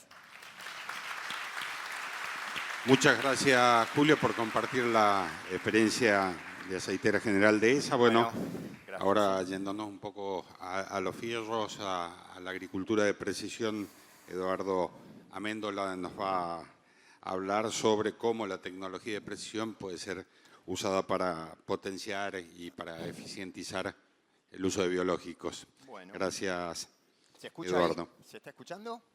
¿Se escucha? Ahí sí. Ahí sí. Bueno, ¿qué tal? Buenas tardes. Bueno, antes que nada, muchas gracias a CASAFE, gracias Federico por invitarnos y participar en este evento. Y bueno, nosotros vamos a abordar el tema desde un ángulo un poco diferente de lo que se viene tratando hasta ahora. Vamos a abordar el tema desde el punto de la maquinaria agrícola, ¿no? Y es por eso que vamos a hablar de algunas tecnologías de precisión en pulverización. En realidad nosotros pusimos productos biológicos, pero vamos a hablar sencillamente de lo que es las tecnologías de pulverización y cómo podemos hacer más eficientes que todos los productos que estuvimos hablando hasta ahora no se pierdan en el camino y puedan impactar en el blanco que nosotros definimos. Desde el mundo de la maquinaria agrícola, en realidad no tenemos grandes conocimientos sobre productos biológicos. O sea, en el mercado, en realidad, todo lo que se habla en tecnología de pulverización generalmente está basado en productos químicos. Entonces, en sí, el proceso de la pulverización es prácticamente el mismo, pero lógicamente los productos biológicos tienen algunas particularidades, ¿no? Y entrando directamente en las tecnologías que vamos a comentarles, la primera que queríamos comentarles es un sistema de inteligencia artificial que hoy tienen los equipos de PLA, productos fabricados acá en la Argentina, que son sistemas que permiten digitalizar completamente la pulverización. ¿Qué es digitalizar? Documentar todo lo que hace la pulverizadora y llevarlo a un mapa de aplicación, a un gráfico, a una tabla de Excel, y eso puede verse en la cabina o puede verse en forma remota, en un celular o en una computadora. También es un poderoso algoritmo que nos hace el cálculo de las dos variables más importantes en pulverización. Nos hace un cálculo de las pérdidas por deriva y evaporación. Y también tiene una tecnología predictiva que nos permite hacer un cálculo de la calidad de aplicación mismo antes de realizar la pulverización. Y bueno, el sistema cuenta con una serie de sensores. Uno de ellos es un sensor de boquillas que lo que hace es identificar la boquilla con la que estamos trabajando. Y en nuestra base de datos que está en cada una de las máquinas se cuenta con el patrón de todas las pulverizaciones de esas boquillas registradas. Entonces se sabe la cantidad de gotas y el tamaño de cada una de esas gotas que son pulverizadas. Cuando hablamos de cantidad de gotas son números que un ser humano no tiene cómo procesar. Por ejemplo, una boquilla XR que estamos mostrando ahí, por litro genera 2.000 millones de gotas. Entonces, a través de poderosos procesadores empezamos a manejar esa información. La máquina cuenta también con una estación meteorológica que lo que hace es medir las condiciones climáticas. Temperatura, humedad, viento, que como vemos en ese gráfico, esas son las horas del día, vemos que nunca es constante. Entonces uno calibra una máquina 7 de la mañana y en 2 horas las condiciones meteorológicas son diferentes. Y eso termina afectando la pulverización. ¿Y cómo es que hace para hacer un cálculo de deriva o de evaporación? Bueno, ahí tenemos un gráfico. Una de las boquillas que más se utiliza en la Argentina, lamentablemente, son las boquillas de cono hueco, que realizan gotas relativamente finas. Una gota fina puede ser una gota de 70 micrones. Si uno pulveriza esa gota un día frío y húmedo, 12 grados, 80% de humedad, esa gota puede caer más de 1 metro que no se va a perder. Y si da en el blanco, va a tener esa actividad biológica o química. Ahora, si esa misma gota se pulveriza un día cálido y húmedo, no muy cálido, 33 grados, 40% de humedad, que son las temperaturas que se producen entre noviembre y marzo, que es cuando más se pulveriza, esa gota no llega a caer más de 20 centímetros. 20 centímetros es el largo de mi mano, que se evapora, se pierde.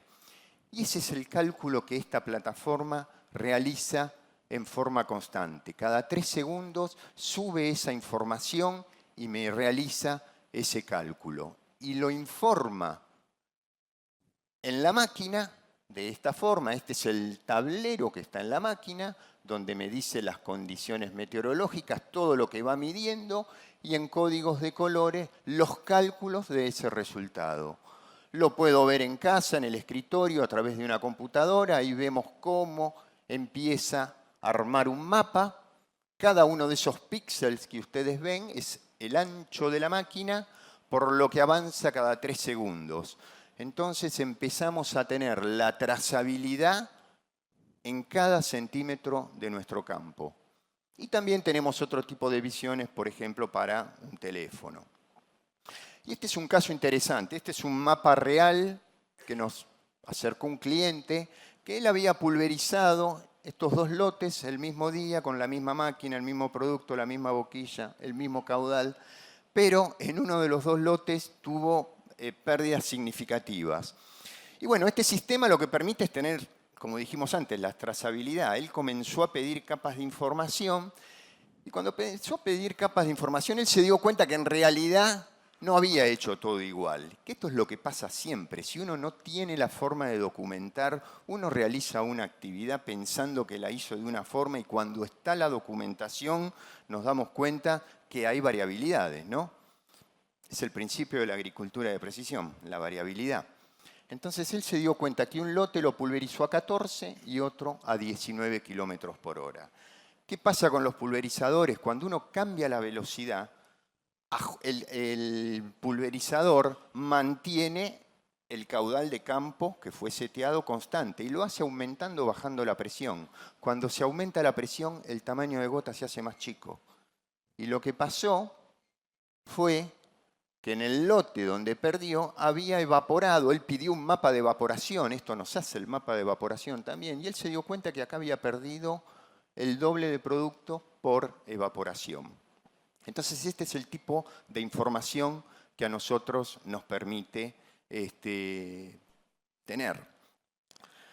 Entonces, recapitulando, pulverizar es dividir una masa líquida en gotas y proyectarla sobre un blanco, ¿no?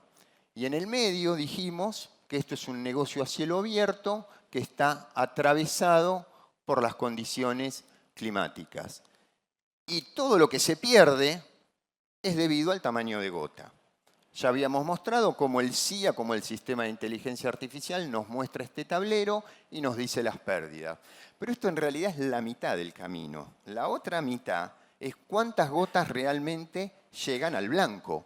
Bueno, el sistema también nos dice que si bien no estoy perdiendo gotas, acá me lo está poniendo en rojo, es que la cantidad de gotas generadas para el agroquímico o para el biológico que estoy usando son las necesarias para ese cultivo.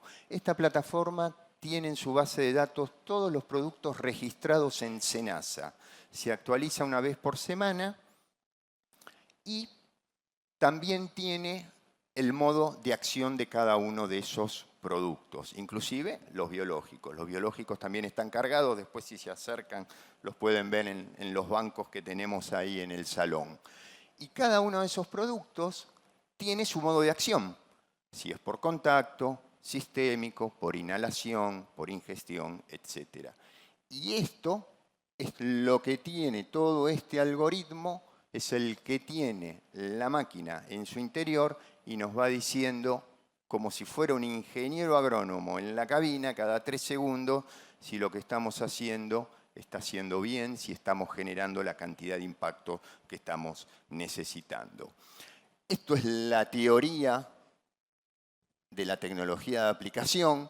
¿Qué significa? Que una gota de 400 micrones transporta el mismo volumen que 8 gotas de 200 micrones. Y si yo estas gotas de 200 micrones las reduzco a 100 micrones, se van a convertir en 64 gotas. Biológicamente, el mejor trabajo sería con este porque tengo la mayor cantidad de impactos. Lo que pasa que probablemente estas gotas sean susceptibles a deriva y evaporación.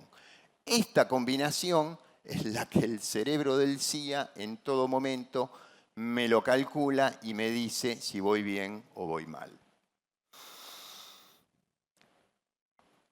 Además de esta tecnología, esta es toda una tecnología de información, no gobierna la máquina.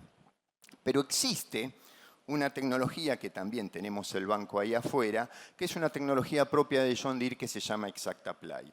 Recuerdan que antes yo les dije que el 98% de las máquinas del mercado, cuando cambian de velocidad, cambia el tamaño de gota.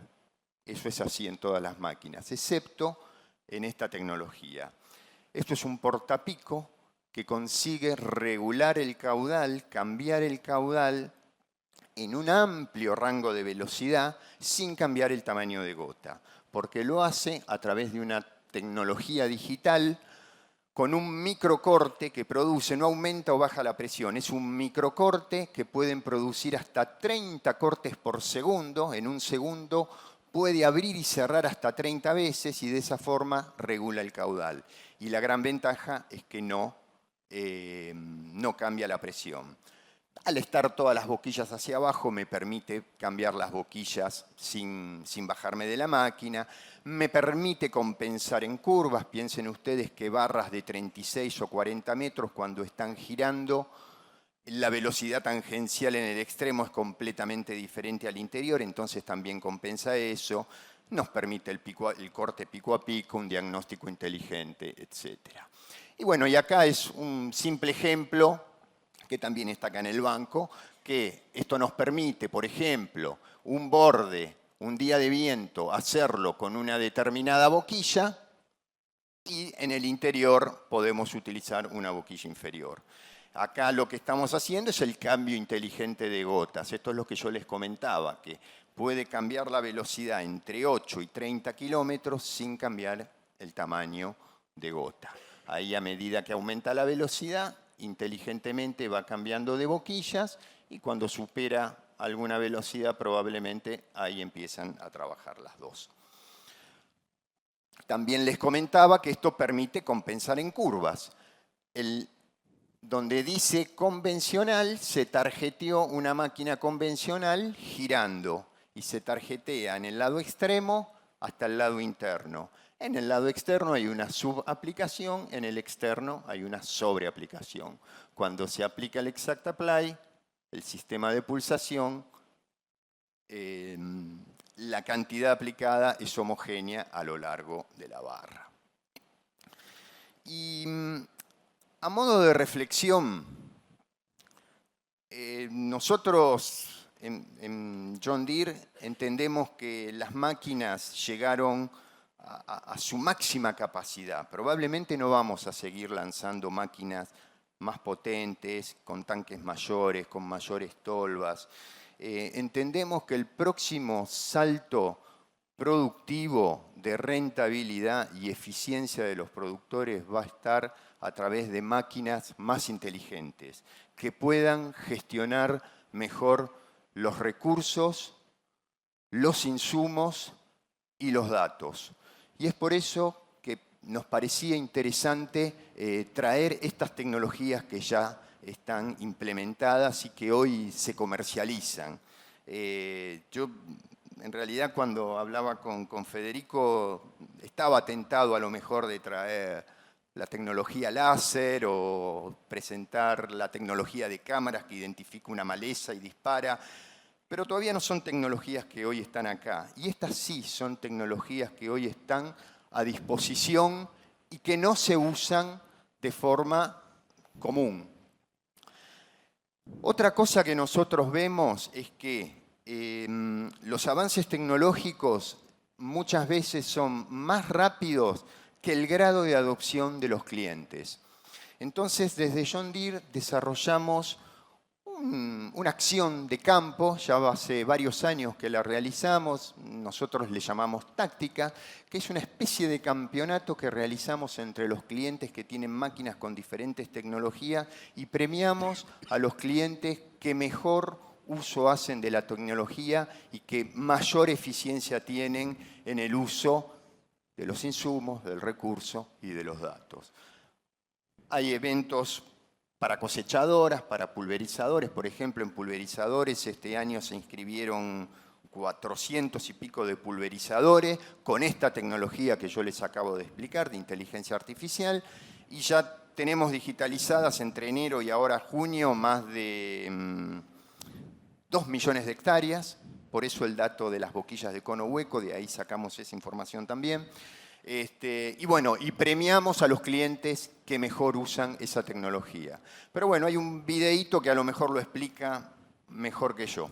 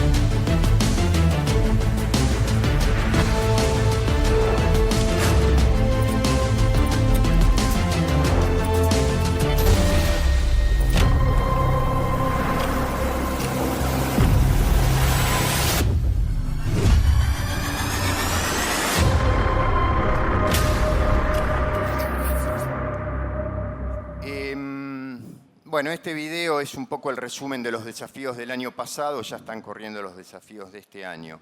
Algo interesante también, hay un desafío de estudiantes. Nosotros tal vez notamos que en agricultura de precisión, en digitalizaciones, tal vez las facultades todavía no están con demasiada intensidad en esos temas y bueno, se han inscrito 4.000 estudiantes este año que fueron capacitados en tecnologías de digitalización y en la plataforma que posee John Deere, que es el John Deere Operation Center, que permite gestionar todas las labores agrícolas de forma digital. Bueno, de mi parte era eso que quería traerles y desde ya les agradezco su atención. Muchas gracias, Eduardo. Y nos dejó justo 15 minutitos antes del coffee break. Y tenemos varias preguntas. Antes de las preguntas, yo la verdad que estoy contento porque veo que como periodista yo y mis colegas vamos a tener mucho para comunicar. Se va a dar cosas interesantes, creo que en todo lo que tiene que ver con la aplicación, en todo lo que tiene que ver con un nuevo mundo, casi que ustedes me lo están descubriendo, que más allá del biológico, bueno, se abre un nuevo paradigma que creo que algunas cositas vamos a tener que cambiar y bueno, eso hay que comunicarlo y eso es laburo para nosotros, así que eso está bueno. A ver, algunas preguntas que nos llegaron al QR. Tenemos una pregunta para Wenceslao. Dice, ¿cómo sé como productor si la recuperación de un estrés que tenga mi cultivo me paga el bioestimulante y me deja ganancia? Y en el caso de la soja, pregunta cuándo debo decidir si aplico o no. Ok, hola. ¿Tenés el micrófono? Ahí está.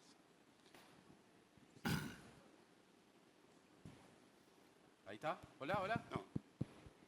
No. Ahí está, ahí está, ahí está. Ahí está. Bueno, casi que me olvidé la pregunta. No, mentira. Yo creo que hay, un poco lo que contaba es que hay estrés.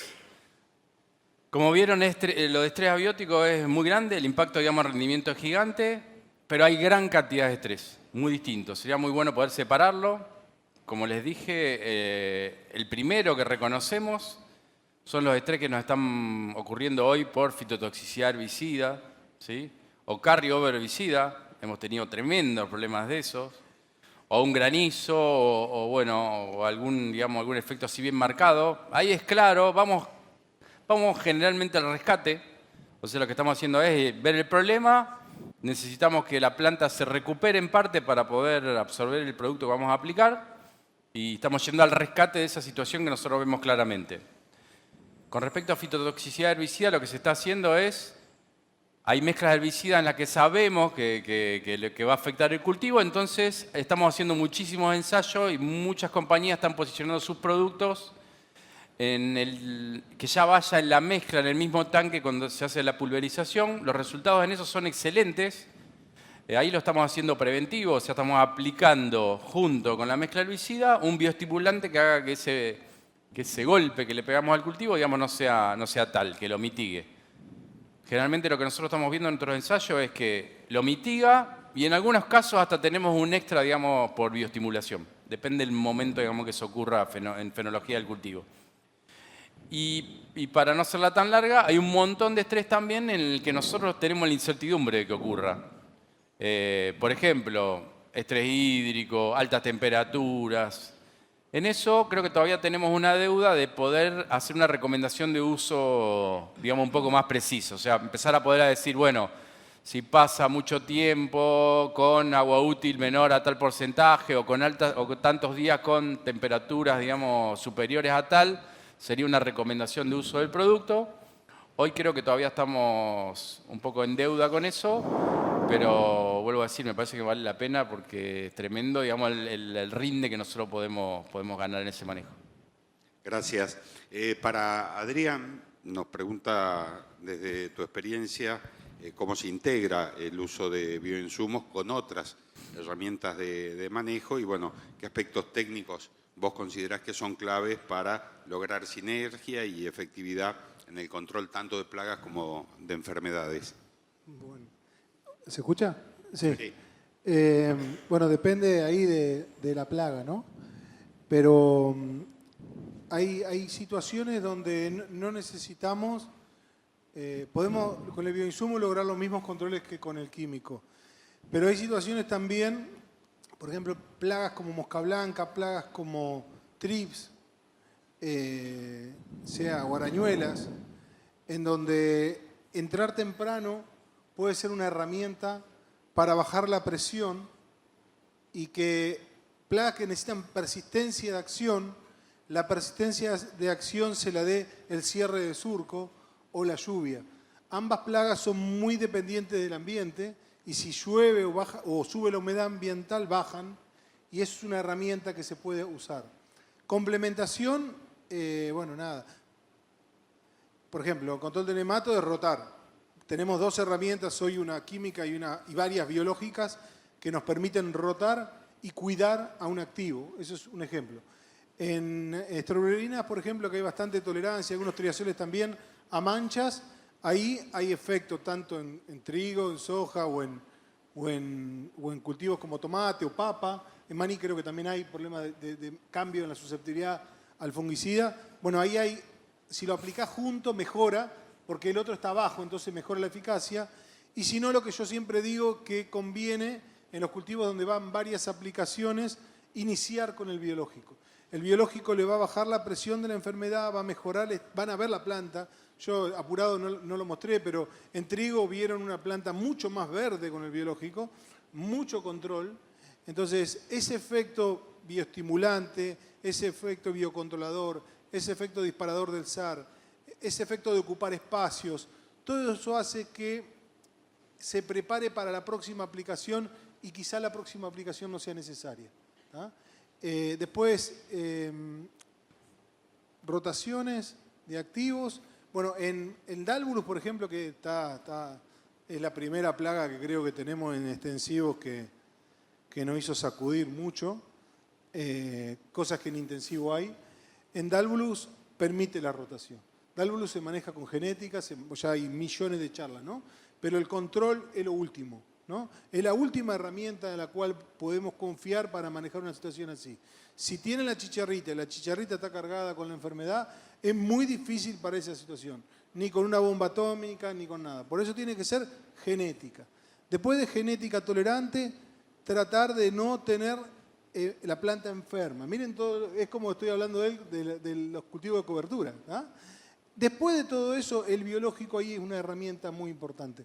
Porque usar biológicos para Dálvulus, que no tienen el volteo del acefato, estamos de acuerdo, pero tienen un control un poco más lento, pero persistente y bueno, es una forma de meter una herramienta de control en el sistema sin agredirlo, sin que el enemigo natural desaparezca y después te ayude. ¿Ah?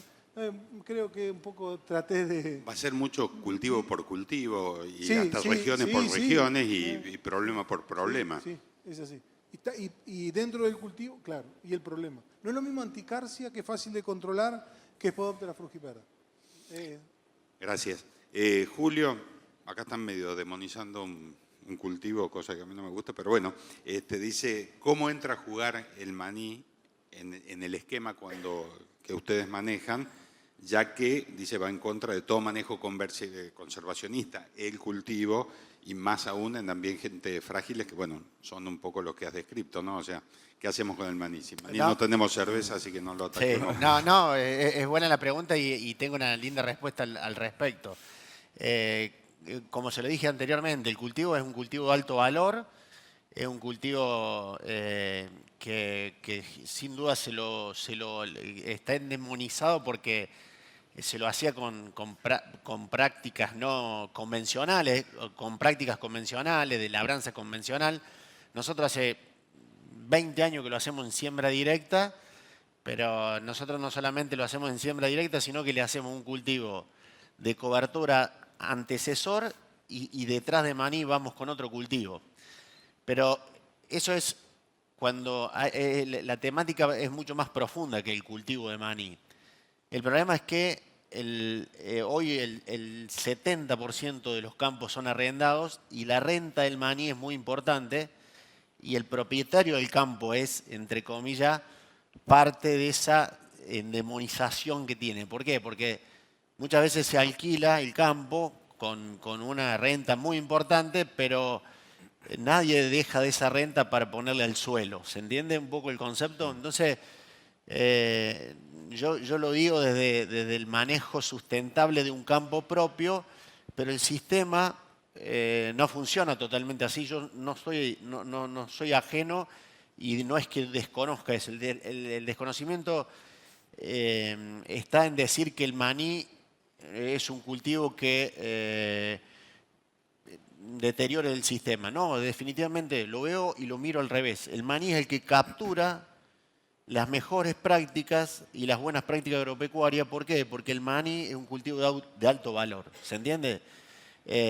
Cuando uno hace un cultivo de maní bajo buenas prácticas agropecuarias, captura todos los beneficios y te aumenta el rendimiento. Y el valor de la tonelada de maní es 2 veces la tonelada del mejor de los cultivos de soja, ¿se entiende? Entonces, pero respondiendo a la pregunta y no yéndome del tiro, ingresa perfectamente en un sistema sostenible, perfectamente.